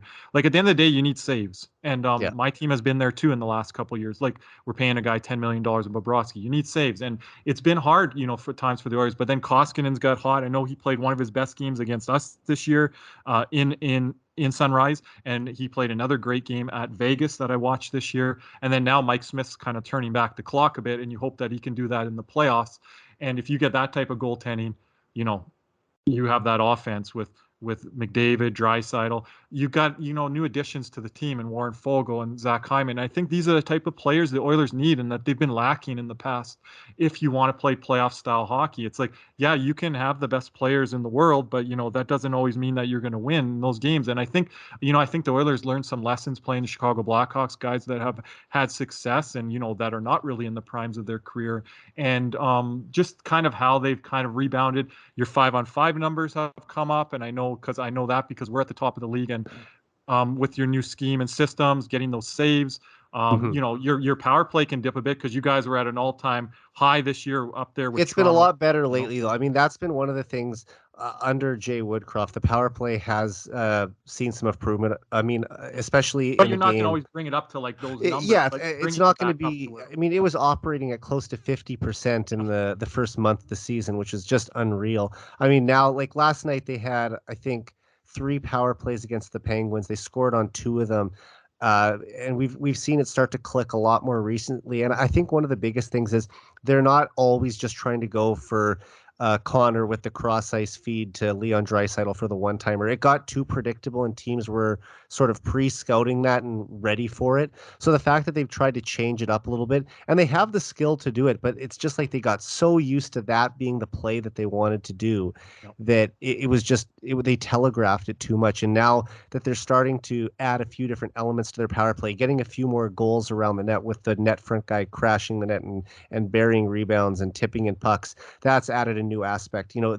Evan Bouchard isn't always on the point, but when he does, he can really rip the puck from the blue line. That adds a different element because defenders have to respect his shot, and it opens up more room for McDavid to work his magic down low. There's these things that they're doing, and also the penalty kill. There was a stretch of 12 games recently where the Oilers penalty kill scored 4 goals and only allowed 2 goals. So they were +2 on the power play, or on the penalty kill, I should say, over that time. The 5-on-5 play, it's getting better. And I mean, we've seen that, especially like they're not at the level of the Florida Panthers, but over the last month, they've been playing a lot of playoff teams like Colorado, Dallas. I know Vegas didn't make it, but they were, at the time considered a playoff team, St. Louis, and they're beating these teams. So the fact that they've been able to, get the better of some of these top teams in the league, it gives me a little more confidence going into the playoffs that, okay, we can hang with the best teams in the league. It's just a matter of now, can they get it done at the most important time of year? Yeah, that's the big question. And just, being able to roll your depth. And I say this to the Panther fan base, like they talk special teams a lot too. And I'm like, the winning time, it comes down to 5-on-5, and it comes down to timely goaltending and timely saves. And if you can get those 2 things in order, and I think, under the new coach, the Edmonton Oilers are, playing their best hockey in regards to like, Absolutely, 5-on-5 play, right? So yeah, it's going to be interesting. But outside of 1-2 goalies, and we might talk about that a little bit here in our next segment, but like it's whoever's hot at the right time, whatever goalie's playing his best, whatever team's structurally playing well, what matchup dependent, how well you're playing against the team you're playing against, because you're going to play that team every second night. It's the same team. So that's when it really gets interesting, because this season it's been very hard to project at times, like how good is this team at the top of the standings? How good is this player? Like these numbers that are being put up team wise, individual wise, are record breaking numbers since the mid 90s, some things dating back to the 80s. So it's interesting, right? And this is the first time in forever, I think, that the Eastern Conference has every playoff team over 100 points. And I know the Oilers, I think, just reached 100 points. So there's 4 or 5 or 6 teams in the West that are over 100 points now. So yeah, like you said, it may be an easier road in the West, easier road in your division, but nothing's going to be easy. And it's never easy. Even your first round opponent, like you can't look past any. Oh, you can't look past. I mean, what if Jonathan Quick, turns back the clock? I mean, that's one of the biggest fears. I will say, like, I never cheer for injuries of any player, but the Kings not having Drew Doughty available for this series will obviously be a factor in favor of the Oilers, not having to go up against him. Like, he plays Connor very hard, despite the fact that they train together in the summers and practice against each other. Like he never lets up on Connor, and you wouldn't expect him to. So not having to have the Oilers' best player have to go up against the Kings' top defenseman will obviously will make the series a little bit of an easier matchup at least. And I think just to finish on that, Kopitar and Danault down the middle of the ice, that's going to be matchups. That's going to be it. Line matching on home ice and road ice. That's what I'm looking at in that series, like how our lines being matched up in the playoffs, like last change. And I think that's one of the series in all the first round matchups that's going to be very important on the last change with those, center matchups. Yeah, I mean, you really have to think that's going to be the test. Can the Oilers' top 2 superstar centers get by the Kings' top 2 defensive centers? So that's going to be an intriguing matchup for sure. Okay, I want to get now with you to the most interesting segment of the podcast, and this is something that I've been looking forward to talking to you about because both of our teams have players that are in the race for this award, and that's the Hart Memorial Trophy. Arguably the most important individual award in the NHL. You could make a case that the Ted Lindsay Award is just as valuable, if not more valuable, because the players vote on it as opposed to the writers. But I still don't know if it has the prestige, the name value that the Hart Trophy carries, being almost 100 years old. And obviously last year, Connor McDavid was the unanimous winner. He got every single first place vote and kind of ran away with it. But this year, if you look at it, it's a much wider field of contenders who could end up taking it home. So I just want to ask you, who are your leading candidates to win the Hart Trophy? So this is a question you and I talked about a couple months ago because obviously, guys on our teams being in the race and, being at the top. But, my vote like 2 months ago was, Eric, I'm leaning at, Matthews and Shesterkin being kind of 1-2. I think it was Shesterkin I had at number 1 at the time. I think I had Matthews 2A, Huberdeau was kind of 2B, and then I had like Johnny Gaudreau and McDavid in that 4-5 hole. But since then, Connor McDavid has elevated his individual play. His numbers he's leading the league in points. Also, his team has gone on a tear as well. So I do lean towards team success a little bit when it comes to the Hart Award and like most valuable to your team. So I don't think the Rangers would be where they are without Shesterkin's play. I think at one time I was looking at his numbers yesterday. I think he was below sub 200 and his save percentage was like way up there. And his numbers have dipped a little bit. I know for a while there he hadn't let in 3 or 4 goals in like a 10 or 15 or 20 game stretch. I know he's had a couple off games here recently. So I think his numbers have dipped a little bit. So I dropped him back from where I had him a month and a half, 2 months ago. When you listen to the experts and the people that are putting the votes in, it seems like it's a 2-horse race right now. It's McDavid and Matthews and McDavid. So I think most lists would have to include that. And if I wrote a list tonight, it would have to include those two definitely in the top 3. I think McDavid has elevated himself in the last 2 months from, say, a 3, 4, 5 position to definitely a top 2 position. My guy, it's hard to say, but like I want him to be nominated for the Hart. I would love him to get some second, third place votes, even if he doesn't get first place votes. He is a winger. He is not necessarily, if you look at the team, the best player on our roster. That is Alexander Barkov. But Alexander Barkov has missed games this year. Jonathan Huberdeau plays on the second line. Some of these players that he's competing for this award, he's played 200 less minutes. So people are like, I don't think that they're giving him that credit as a winger. And there's another guy that we'll mention here in a second that's a winger, that he's not getting that credit that, Austin Matthews is for 60 goals. That's a remarkable feat. And Austin Matthews has put more emphasis to a two-way game. His analytics numbers look good. His eye test, stats look good, even though he's missed some games. Everything with McDavid looks great. Eye test, analytics, everything, power play, even strength. So I get that those guys are up there. And, if we're, voting on it today or, at the end of the season, I'm fine with seeing either Matthews or McDavid. I think it's that close that gets the Hart Trophy. But it'll be interesting who will be in that 3 spot. If it's Huberdeau, if it's Shesterkin, and don't forget Roman Josi, who's putting up like historic numbers. I think he's at 92 points right now.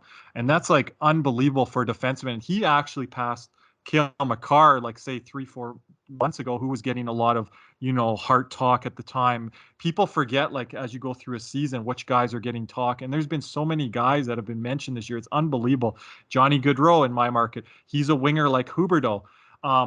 In the past, I've said Johnny Gaudreau is the engine of his line. It's not Sean Monahan, it's Johnny Gaudreau. And I've said that to people for years, and people are like, well, Sean Monahan's a good player. I'm like, a lot of his plays are set up from Johnny, and it's like in front of the net, finish, tip in front, and then now that's his line mate. He's not even like in the lineup, and he's dealing with injuries and he's dealing with inconsistency. So yeah, Johnny's playing with Matthew Tkachuk, who's a 100-point guy, and Elias Lindholm, who some can argue is one of the most underrated players in the National Hockey League. So that line itself has been good, but Johnny can say, well, I'm top when I know you have some stats in front of you. Top in even strength. I think is it assists or something like that? I think he's leading the league in even strength points. Points. Okay. I think points. he has 85, which is, fantastic. Like, once again, I'm never had to mention him. I had to mention him, Eric, but honestly, because he's there with my guy and he's there with some of these other guys. Right? I will say though, as much as I don't cheer for any Flames player, you can't ignore the season he's having and the amount of even strength points he's putting up, rivals McDavid's best even strength scoring season. So that's, very impressive to say the least. And I know we're talking about the Hart Trophy, Eric, but what about Leon Draisaitl? Like he plays with Connor McDavid, and the year that he won the Hart, I told you, Eric, and you have this documented.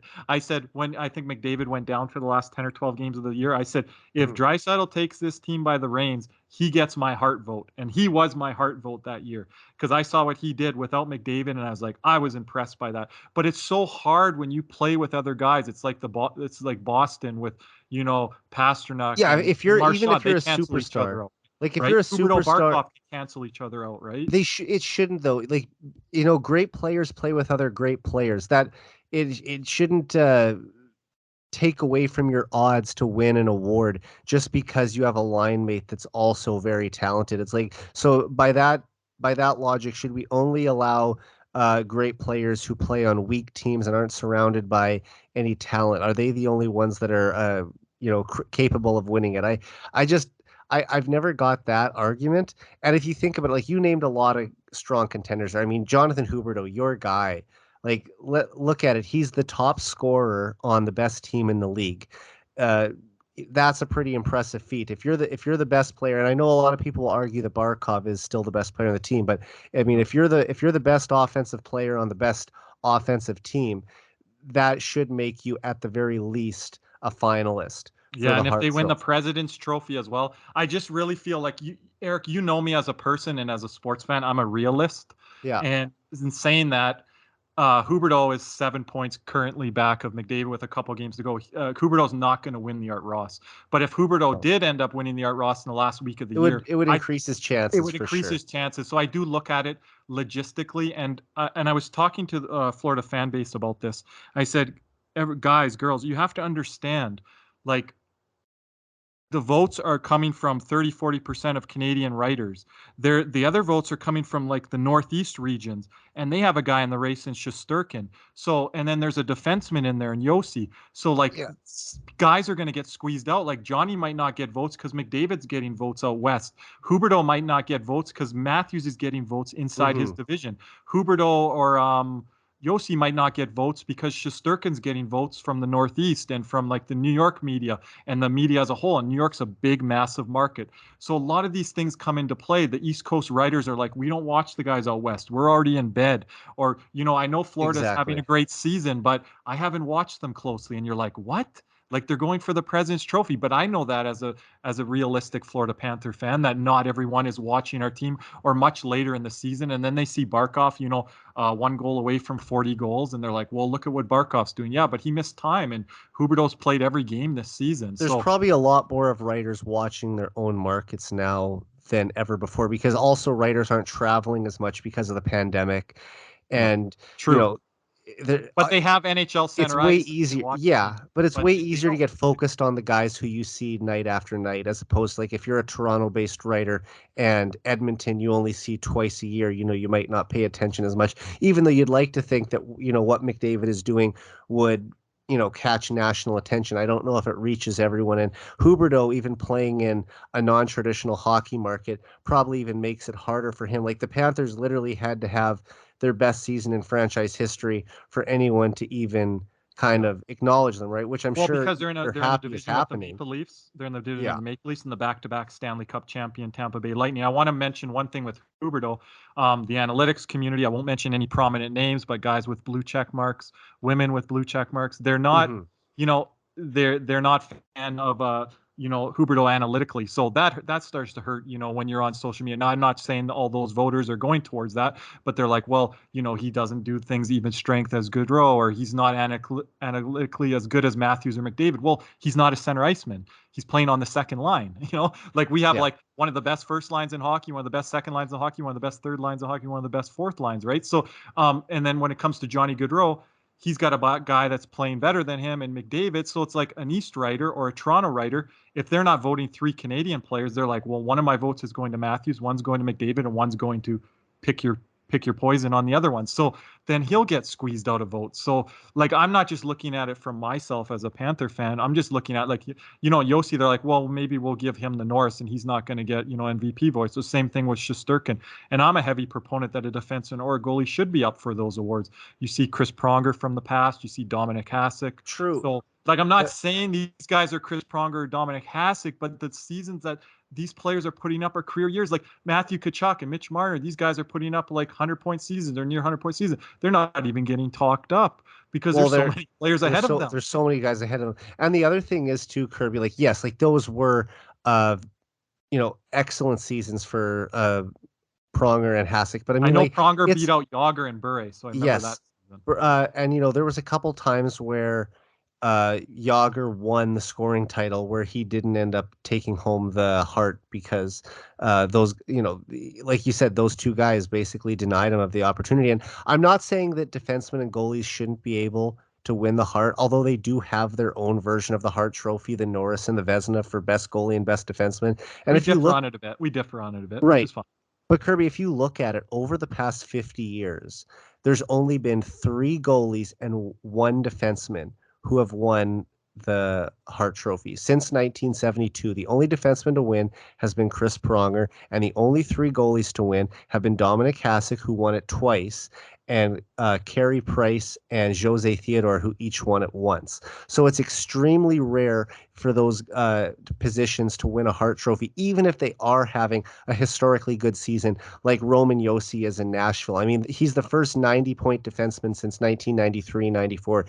Igor Shesterkin has led the Rangers to a 50-win season, and he's like the most important player on that team, even though they do have guys like Mika Zibanejad, Artemi Panarin. The way that he's playing outstanding goaltending, They were supposed to be like a wild card team this yeah, year. and he's been like made their rebuild much shorter than they anticipated, and has got this team to the point where if they went on a Stanley Cup run, it wouldn't even surprise a lot of people because goaltending I'd is be so scared to play important them for in the third playoffs. round because he's playing well if they get to Yeah, the third round, and that's who we're matched up with. I'm like, that's a good matchup and, uh, and for us because we score a lot, and if he can neutralize our scoring, and then they neutralize our rush chances, like again, but it's not a ward in the playoffs. right. But if you're looking at those things, like how Eric, I'm going to pose that question to you. How close do you think Josi and Shesterkin are to be in the top 3? Because I think they're right there, or they are there. I think Josi has a better chance to get in the Shesterkin. But realistically, I like every writer in the Professional Writers Association, I believe, selects their top 5, and there's a point system for every first place vote, second place vote, third place, and so forth. But when it comes down to the final 3 that they announce, I don't think that either 2 of them are going to be a finalist. If I And I will say, I do believe, and yes, I am an Oilers fan, so I am biased towards my And own you team. focus on the Canadian markets more. I know Yeah, that. Yeah. I do believe that McDavid should win. I mean, he does have 46 multi-point games left, or 46 multi-point games this season, which is the most of, tied with Jaromir Jagr, I should say, for the most of any player in the last 30 years. But also, he has 2 games left. I mean, what if he gets 2 points or more each against the Canucks and Sharks? Those are 2 pretty weak teams. Now we're talking about 48 out of 82 games. He had at least 2 points. I mean, that's remarkable consistency. He's got 43 points in his last 23 games to take a 7-point lead in the scoring race. Just he's having a career year. To me, it would seem unfathomable that a guy who is going to finish with likely over 125 points wouldn't win the Hart Trophy, because 9 times out of 10, a season like that would be a lock for it. And maybe this is that 1 out of 10 seasons where it doesn't happen. The other thing is Auston Matthews. He's got 60 goals this year.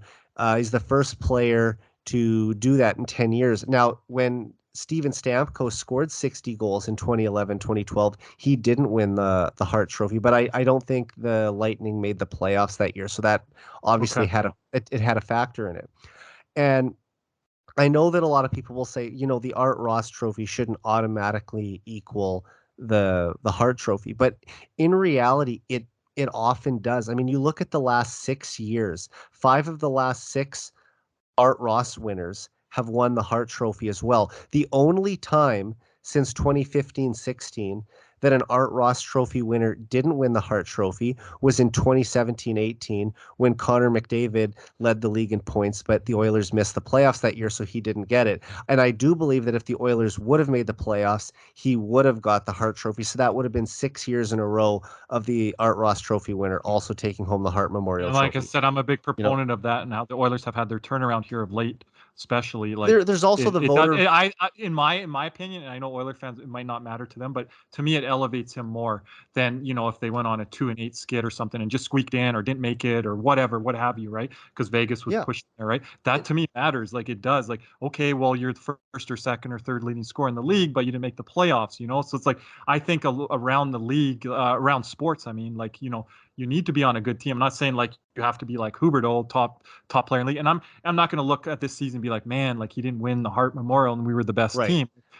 We have so many guys putting up great seasons. But I think for it's like it's not dragging us to it, right? So I do get that narrative and that argument too, right? But the other thing is too, like you and I have talked about this, like you'd obviously rather, I think, your player win a Conn Smythe Trophy, because that usually means that it's accompanied by a Stanley Cup. But if Jonathan Huberdeau, who set the NHL record this season for assists by a left winger in a single season, topped Alexander Ovechkin's all his best seasons, by the way. I tweeted something out on that, and I'm glad we went kind of blew up a little bit. Viral. I didn't think it was going to, but and I know like you're like he's more of a goal scorer, and like I get that, but I was just like that to me that's astounding, because he's one of the generational players of this current era, right? That is kind of wrapping up, and we're seeing these new stars come aboard now, right? Mm-hmm. So, the other thing is too, like you look at Huberdeau, right? If he ends up second in the league in points, so he comes second in the Art Ross race, and he ends up finishing third in the Hart Trophy race, I'm sure that there will be a certain amount of disappointment for you that he didn't end up taking home either award. But finishing second or third in a talent pool as deep as there is in the NHL right now, I'm sure that that's something that you'll still be able to hang your hat on and say, that was an incredible season for him. Like I can't argue, like it's not the Jose Theodore Jerome McGinley year where a writer leaves Jerome McGinley off the ballot and it's like it's a 2-horse race, right? Like you don't forget those things. I don't forget that, and I'm not a Flames fan, and I'm not a Montreal Canadiens fan, right? Yeah. Jose Theodore played for the Panthers, so I got to hear about that a lot, and stuff like that. But it's like, like that would bother me more than this year, because so many guys are putting up career years, and then you got a generational talent in McDavid. I believe Matthews is like a generational talent, especially when you talk about goal scoring and the way that he's starting to play his game, and he's starting to play a heavier game. He's starting to get the finer things, the little things in the game. I'm like, as much as people don't like Toronto or anything like that, like I have respect for that guy and how he plays the game. And he needs to have playoff success. But we've talked about a lot of guys tonight that need to have playoff success. Yeah, and a lot of guys in this Hart nomination, they've been around for a while. They need to have playoff success. But this is a regular season award, so I look at things very critical, and I also. I do get a lot of Canadian media here, and I kind of know where it's going. And I think the Canadian media, when they're talking about this, it is a true narrative. It's not a fake narrative.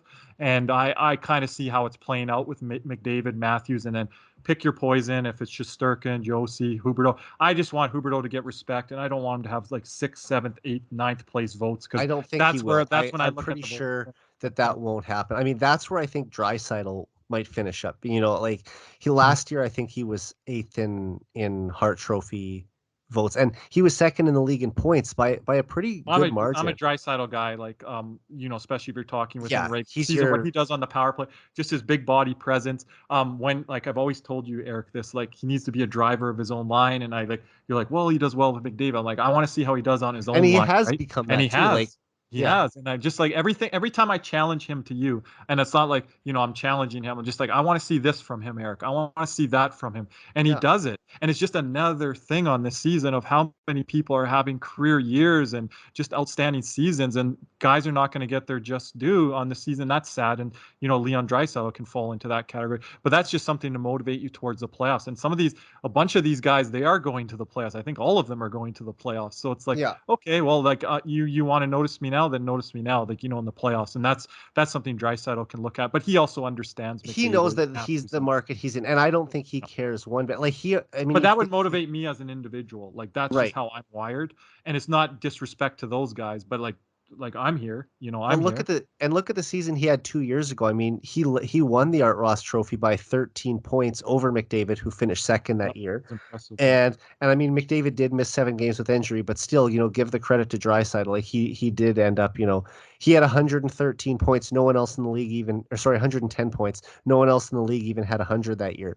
So he definitely deserves all the credit for that. And he did win a Hart Trophy. He did win a 10 Lidsley Award. He did win an Art Ross Trophy. So he'll always have those things on his resume. And there aren't a lot of Europeans who have all those things. So he's like in a very exclusive group, especially if you want to even talk about from Germany. Now that's even more exclusive group. Like he's the Yep. only one, and already the best player that Germany's ever produced. But um, I do want to say, like, I as much as I want McDavid to win, and as much as I think he should win the Hart Trophy this year for his outstanding season because he generates more offense than anyone else, I have a feeling that Austin Matthews is going to get it for a couple of reasons. He, like you said, he does play in Toronto. There are going to be writers who are going to be desperate to try and get a Leafs player that award, an award they've And he never finished won. second last year, I believe. Yeah. And to also get he's already locked up the Rocket Richard unless Draisaitl scores Yeah. like 6 goals in the last 2 games here, which is Yeah, he pulled ahead of Kreider and everyone else. That was yeah. kind of an Ovechkin. He dropped back. So And I'm not saying that Matthews hasn't had an incredible season. He has. I mean, as much as I don't like the Leafs, I'm not going to sit here and say that 60 goals isn't fantastic because it is. Um, the one thing that I think is, McDavid still does generate more offense, but there are going to people who are going to point to the goals, especially the even strength goals, and say that this is what makes him more valuable. And I I I don't necessarily agree that he's had a more valuable season than Connor, but I understand that there are going to be people who are going to think that he is. So I'm kind of already preparing myself that and he won't get the and Hart, him but I think breaking the McDavid Toronto should. Maple Leafs goal record, Eric, and Yeah, like so we he's talked doing about a lot of Weirdo things. breaking the left wing record. It doesn't get the pub in Florida like Austin Matthews breaking the Toronto Maple Leafs storied goal record, which Toronto has not had prolific goal scorers like Right. Montreal Canadiens, for example, have. So it just gets more generated buzz and that market, and it swells, and like other people notice it in other markets that are voting, Yeah. right? So I do agree with you when it comes to that, but to me it's a virtual coin toss kind of at this point. I'm not going to call it a 2 horse race, but like those are the guys that are 1-2 likely, Yeah. and And I can live with that as not a fan of the Oilers and Maple Leafs, and I can respect that. So, but yeah, I kind of yeah, I'm like I just hope like Oiler fans know this. I hope Panther fans that are going to be listening to this know this. This is like me and Eric really being objective here and it like is. breaking it down. Like we take in a lot of media, and you take in a lot of like Edmonton media. You get guys coming on Edmonton radio that you listen to that are like Mhm. Canadian media. I'm listening to Canadian media. I'm listening to North American stuff. Like we're on Twitter. We see everything that's tweeted out. So Yeah. like we're trying to go as unbiased as we can here. We have our fandom. We have our hats on. But like, yeah, I think, yeah, I didn't know how this was going to play out, but I think we are kind of agreeing on quite a bit Pretty when much. it comes to the heart race, especially at this point of the season. So So just to make sure we're on the same page, like I mean, like we said, Shesterkin having an outstanding year in goal, Yossi having arguably the best season, at least the best offensive season by a defenseman in 30 years. Johnny Gaudreau having a fantastic season in Calgary. You just go down the list. There's so many guys. I mean, this year, when was the last time that there were this many 100-point scorers in a season? I think it was 2005, 2006, the first year after the lockout, when there was a record number of power plays, and we've just seen that number that's decrease. phenomenal, It's just decreased and decreased over the last 15 years, and I wish it would get back to that point where teams were getting 5-6 power play opportunities a night each, but it might never get quite to that height again. But I just, before we wrap up, the last thing I want to ask you is, so who are your finalists? Who do you think the 1, 2, 3 will be when it's all said and done? Well, who do I think and who do I want it to be? Okay, Who do well, I let's do want it to both. be? I Let's think do both. it's I'll do it quick. Like who I want it to be, McDavid. McDavid, Matthews, interchangeable there, and then Huberdeau. But who do I think? In what order, though? In what order? Like, give me your I 1, think 2, 3. Matthews. If you have to give me an order, like it's so close, but Matthews, McDavid, Huberdeau. Not like Okay. who I want it to be, but But like who and like, what would your order be if it was your choice? yeah, that's what I'm saying. If it was my choice, it would be Matthews, probably McDavid, Huberdeau. What do I think it will be? I think it will be Matthews 1, but it could be McDavid, Yeah. 2, and I just still feel like I told you where I had Shesterkin 2 months You ago. think you I want to have still Shesterkin in that feel, third yeah, he spot? could be there. I don't know if like Josi and Shesterkin votes will cannibalize each other, but then I don't know if Gaudreau and Huberdeau can elevate into that slot, right? So it's so close. Like Huberdeau's right on the precipice of being like 3, 4, and Yeah. it's got to be someone else. But who is it going to be? I would lean Shesterkin over Josi and Gaudreau, but I'm fine with it being Josi or Gaudreau as well. Like that's how close. Like it's so close. 1, 2, and then 2, 3, and then like who is 4, 5, and 6, and then you got Draisaitl, like you mentioned, 6, 7, 8. It's just so like difficult. Only Kadri and Ovechkin dropped off from kind of the first half of the year, Eric, and maybe Makar ever so slightly because of what Yossi's doing. So no one really dropped out of the race. So it's just it's so compelling. So that's what I would say. And but that could change in 48 hours or next week. exactly, like we don't know. There's a couple games to go, and I think like both of our teams have 2 games left, right? I already said who the Oilers play, and the Panthers, I think, play the Sens and the Red Wings. Sens, and then I think we wrap up with Montreal. I'm not even paying that close Okay. attention because we're already Now, wrapped up in the spot. But yeah, 2 games in Eastern Canada. Because Huberdeau is 7 points behind McDavid, and he would have to beat him outright. They couldn't tie, because if they tied, McDavid would win the Art Ross on the tiebreaker. The first tiebreaker is goals. So Huberdeau would need 8 more points at least, and Connor couldn't get another point this season. I think our coach, so we might sit him a game. I was going to say, that's what I was going to ask. Do you think that because it's almost out of reach now with with Connor's 4-point game in Pittsburgh, would you just shut him down for the last 2 games? I'm pretty fine with like shutting him down. I don't know any records that he has offhand that we have to break. I know Barkov would like to get to 40. I think he's at 39 right now. Okay. So I'd like to see Barkov get there. But also their minutes will be limited. They're not going to be pushed out there and playing over like that's 20 what I minutes think the Oilers will do. Like last year, once Edmonton locked up a playoff spot, if you look how McDavid and Draisaitl's minutes were handled the last couple games of the year, they played like 15 or 16 minutes a night. I mean, you still let them play so they can keep their legs. I don't necessarily want Connor sitting for almost a week until the first game of the playoffs. Like I think that's almost too long to go without playing a game. But if you power play time, limited but minutes. Just literally the Oilers cannot improve their spot in the standings. Second place is locked up. They know they're playing the Kings, so whether you win these last 2 games or you lose, it doesn't matter. Second place is secured. So at this point, I expect Jay Woodcroft to roll 4 lines. There's no reason to be sending McDavid and Draisaitl out any more than they have to, especially because the last 2 games are back to back, Thursday and Friday night. So you don't want to overwork them 2 nights in a row. So I would expect that you're going to see both of those guys just play, a relatively low amount of minutes compared to what they normally play. And you might even see the second power play unit, which doesn't get a lot of time. You might see it start to get almost half the opportunities, just because you can kind of take the foot off the pedal a little bit. Yeah, all teams across the board. The only thing, and I'll tell you this, Kirby, for a while it didn't look like Connor was going to quite get there. But now he's within striking distance of this, and I really want him to go for it. He is 4 points away from 700 in his career. And with 2 non-playoff teams ahead of him on the schedule. If he can pick up 2 points in each game, that gets you to 700 right there. And if he didn't do it, it would be done basically in the first or second game next season.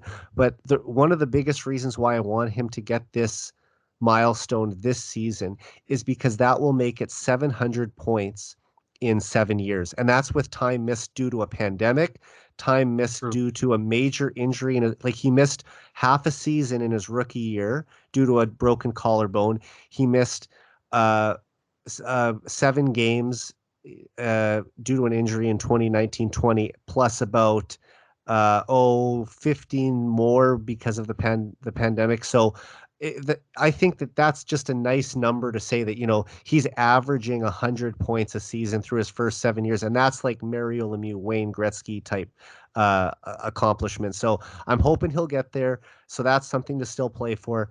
Like you said, you didn't know off the top of your head if Barkov or Huberto have any Yeah. milestones Well, that I they can haven't. chase down. Yeah, like But just I'm pretty Barkov sure. getting to 40, but like I know we've called Oh, up how 24. close is he?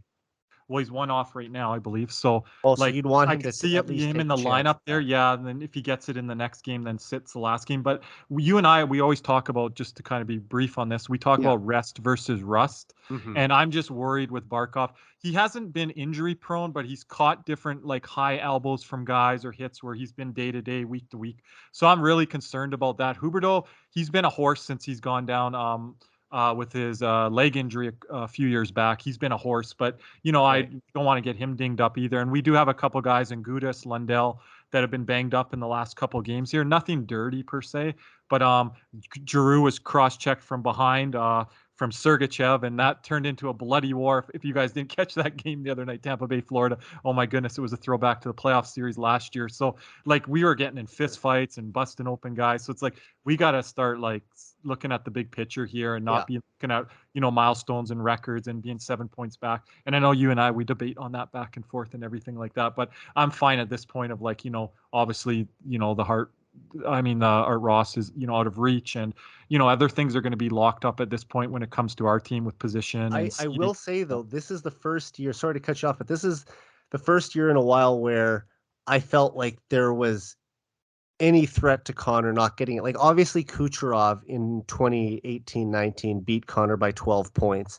And there were 4 games that McDavid missed to injury that year, and actually 2 to injury, 2 to a suspension Yeah. on a high hit that I still don't think was a suspendable play, considering on how many calls don't get don't get blown down on him. But Mm-hmm. nonetheless, maybe he would have in those 4 games got it a little closer to where Kucherov Yeah. was. Maybe he cut it to like a 6-point lead. I mean, what kind of season the Lightning were having in 2018-19. They were incredible, although they did get swept in the first round that year Yeah. after having their, By Bobrovsky and the Jackets. yeah. So, So, but any team that beats them this year is going to have to get that goaltending as well. So yeah, like but you gotta I you just want to gotta say I bake give credit. injuries into it and bake other things into stuff, because like Barkov could be up there for the Hart this year if he didn't miss the 12 or 15 games or whatever he missed, because point per game I think he's like fourth, fifth, sixth, seventh, eighth, right? So yeah, that's something that people are sleeping on by watching this Panthers.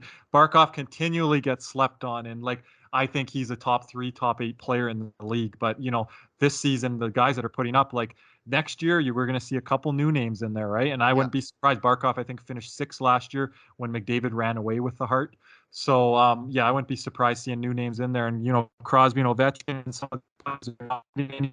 So it's nice to see the league be able to turn over here, into this next era. We didn't even mention Nathan McKinnon's name. So yeah, there's going to be guys like, okay, it's playoff time. Like, let's get going Well, here. And guys that have uh, missed time due to injuries and different reasons like that, right? So this is very timely, so I just want to read these stats out before I go. The NHLPA put out their annual poll today, where the players are asked a series of questions, and every player in the league votes on it. So just a couple ones that our teams are involved in. If you need to win one game, who is the one player you would want on your team? Coming in at number 1 with 42.4%, Connor McDavid.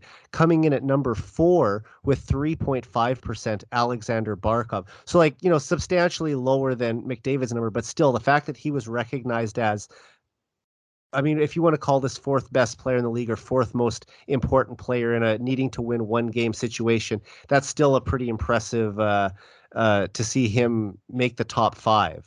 Some people would say definitely there, like me, and like I would be a proponent of this guy if he did not play on my team. Yeah. I would look at Huberdeau differently if he wasn't on my team. But for Barkov, like if you're a real hockey head and a real hardcore hockey fan, and like if you're only watching this guy once or twice a season because like you don't supposedly have access to his games, which you do if you have cable or internet or different means or highlight packages. But highlight packages do not do this guy justice, right?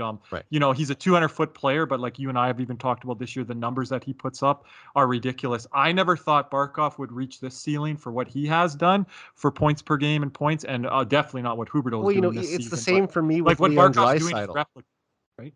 Yeah, and it's the same for me with Win Draisaitl. Like when they drafted him third overall in 2014, I thought, okay, this is going to be like a 75-point player, which is pushing towards elite numbers. But the fact that he's like blown past that now, and he's a 100-point scorer year after year. I mean, he's well exceeded expectations and easily would go first overall in that draft. I know that you're a big fan of Aaron Ekblad, but I think you would still agree Draisaitl would go first overall in a redraft. Yeah, if you do like a redraft and you're doing it like 5 years in advance. And I'm not saying that I'd have to look at the other guys that were lower down in the first round, second round. Yeah, I mean, David Pastrnak would go higher. Braden Point would go higher. Like there's some of these guys. And Points I'm very high on. I hate the Lightning, but I give all respect to Point, Hedman, and Vasilevsky. So I would have Point definitely high up on my list in a redraft. So yeah. And here's another couple. Who is the best stick handler in the league? Patrick Kane topped the list, coming in at number 2 with 22.8%. Connor McDavid, coming in once again at number 4 at 2.4%. Alexander Barkov, so recognized as the fourth best puck skills in the league. Yeah, I think he gets it a lot from his shootouts, from some of the things that do go viral. I'm not saying he goes viral like Patty Kane. I knew Patrick Kane was going to be number 1 when you asked me that earlier off air today. He was the name I had in my head.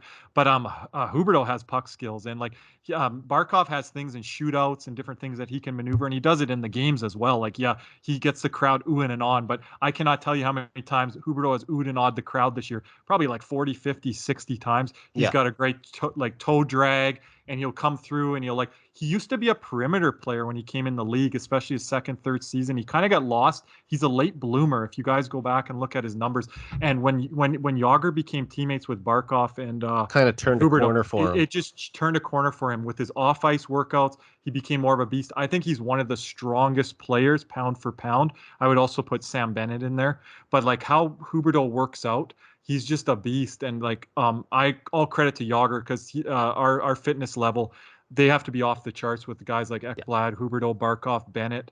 Like there's just guys on this team that just are elevating themselves to new levels, and I give a lot of credit to that with Jágr when it comes to Barkov and Huberdeau especially. So oh, definitely. I mean, having a guy like Jágr around to learn from is invaluable. That you could have that kind of mentorship from a legend of the game, and he's still playing at age 50, incredibly. 2 more questions I want to read from the poll here. Who is the best passer in the NHL? Coming in at number 1, Leon Draisaitl at 17.7%. On the backhand especially, I think he's the best passer in the league. Connor does create a lot of plays, and he annually is either the leader in assists, although Huberdeau is going to lead the league in assists this year. But McDavid, always near the top or at the top. He creates a lot of his plays off the rush, though. He can also, feed tape-to-tape passes through a maze of sticks in the offensive zone. But I think that Draisaitl is viewed as maybe a slightly better passer, especially because of, like I mentioned, those backhand skills. And, that what shocked me not to see McDavid or Huberdeau. He was number 4. Like, I watch the team 10, 20 times a year, but like I know where like Draisaitl posts up on the power play, how he uses his body, different things like that. But like that one surprised me the most. Yeah, he was 3rd on this list last year, and he leapfrogged into number 1. And then, of course, coming in at number 4, Connor McDavid at 10.6%. I mean, that's a pretty no-brainer. I'd like Huberdeau to be on that list. That's my biggest contention. Okay, like Huberdeau not being recognized for that. You're gonna hear his name one more time here. Who is the NHL's most complete player? Sidney Crosby still getting recognized as the top guy at 29.5%. Coming in at number 2 at 20.5%, Alexander Barkov. And coming in surprisingly a little bit to me at 4th, Connor McDavid at 9.2. Now, McDavid has certainly improved his defensive game this year. I think this is the best two-way season that he's had in the NHL. You can see the way that he is out-muscling guys for pucks and using his strength. I think a lot of people more in the second don't. half, Eric, than the first half Yeah, of the season, or but throughout the year. he's checking guys off the puck, separating them, and just skating it out of the zone. And these are things that you didn't see as often early in his career, where he would actually take it upon himself to physically impose himself, use his speed to get in there and knock the opponent off the puck and take it away from them, as opposed to just trying to make a move to strip it from him. He still can do that all the time, get a quick stick in there, steal it, and go the other way. But using his body more to separate a man from the puck. Have you seen that all We're seeing season? that. Like, have you seen it No, all season, I don't know if I'd say or from more so game in the second? one. Right. I can't say from game one, but it's especially been noticeable the last few months. Okay. And I mean, I'm seeing it night after night where he's physically engaging more often, and not shying away from going to the corners and trying to be a little bit more of a physical presence. He's never gonna be a huge hitter out there, or play that kind of overly physical brand of hockey. And I wouldn't want him to at the risk of getting hurt. But it is good to see that he's a little more engaged in the defensive zone and is improved that aspect of his game, because the other parts of his game are so phenomenal. You could argue that faceoffs and his defensive zone play were maybe the only two areas that he wasn't elite in. Yeah, and that takes guys a few years for sure, and sometimes guys even a little longer. So obviously pretty nice to see two of our guys, I guess three if you include Draisaitl too, to be a highly thought of on all these lists. And there were more questions, but those are just the ones I wanted to highlight because there were specifically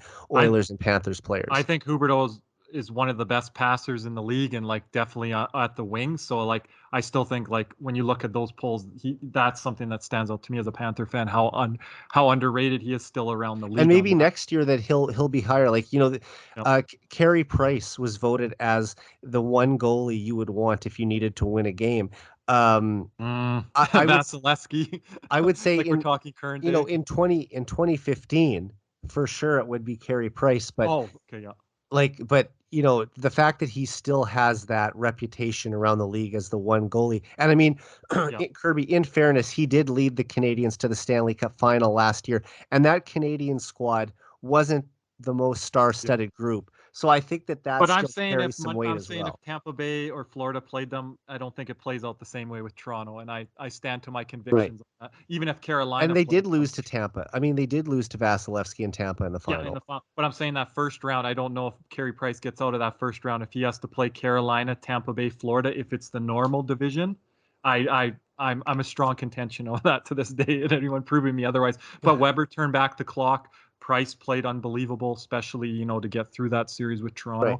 So all the credit to him, and I've seen him for a long time in our division. But I do think, again, playing in the market you're in different things like that. And Crosby's kind of bulletproof to that, being in Pittsburgh, but he, transitioning from Mario that we talked about earlier into Crosby, I think, he was fortituded that little bit. And then, having that success, winning in the playoffs, winning Stanley Cups, that helps. And that gets you these awards, many years down the road if you're a winner, right? Like Crosby and stuff like that. So I mean, he's in year 17 now. Right. It's hard to believe that Ovechkin and Crosby are wrapping up their 17th season because they were in grade. I was in grade 11 when they broke into the league. And, like these were these two new hot young superstars that were, coming in right after the lockout. And it was like the perfect time for the NHL to have, these new guys that they could build around for a decade or longer, because they had, had, I guess you could say, such a hard time reestablishing a fan base in certain markets after going without hockey for a year. Like it was never going to be an issue in places like Montreal or Toronto or Edmonton, but like, how do you make Columbus care again?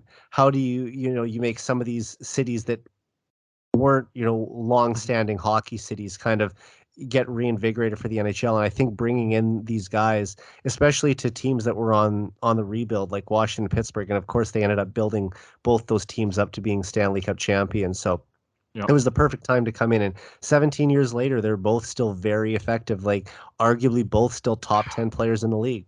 Yeah, and people that aren't paying attention to the Eastern Conference, like, well, Ovechkin and Crosby, but they're going to be on, like, two of the bottom teams in the Eastern Conference, but there's no weak teams this year. So I think some people are going to be like, well, automatically Ovechkin and Crosby, I'm going to, select them. And I'm not saying they're not going to come out of that series, but, it's just, it'll be interesting. Yeah, with my team, facing off against one of those, generational players and, seeing how it plays out. So I'm looking forward to that spotlight for my organization, because we played New Jersey in the past and the Islanders in the past. It hasn't got us a lot of spotlight, and people don't even remember that we were in those playoffs, right? But when you play Ovechkin or Crosby, people remember that.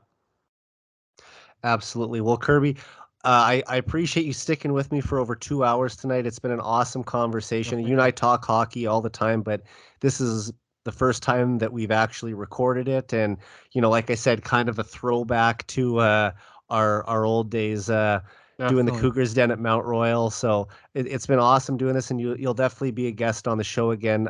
Just before we call it a night, though, where can people find you on Twitter? Yeah, thank you for giving me this opportunity, this platform here, Eric. So I really appreciate it. People can find me on Twitter, KJ_loops.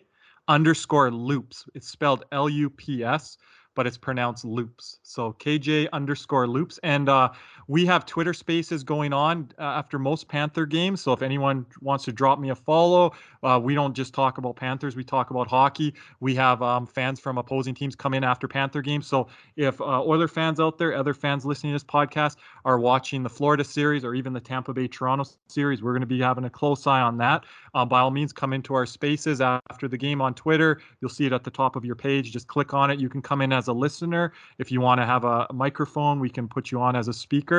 And yeah, we take questions from all NHL fans. Like I said, we're getting a lot of NHL fans supporting us like never before. So they're like, Florida's my second favorite team right now, or you guys are going to be my team in the playoffs. So we welcome all that. And if there's fans of yours out there, Eric, that want to know a little bit more about the Eastern Conference, or are going to be following it, yeah, by all means, drop by. So yeah, give me a follow. My DMs are always open. Drop me a line, whatever. So Awesome. Thanks again, Kirby. thanks, Eric. All right, so for Kirby Lupul, I'm Eric Friesen. This has been the 99 Forever podcast. We're out.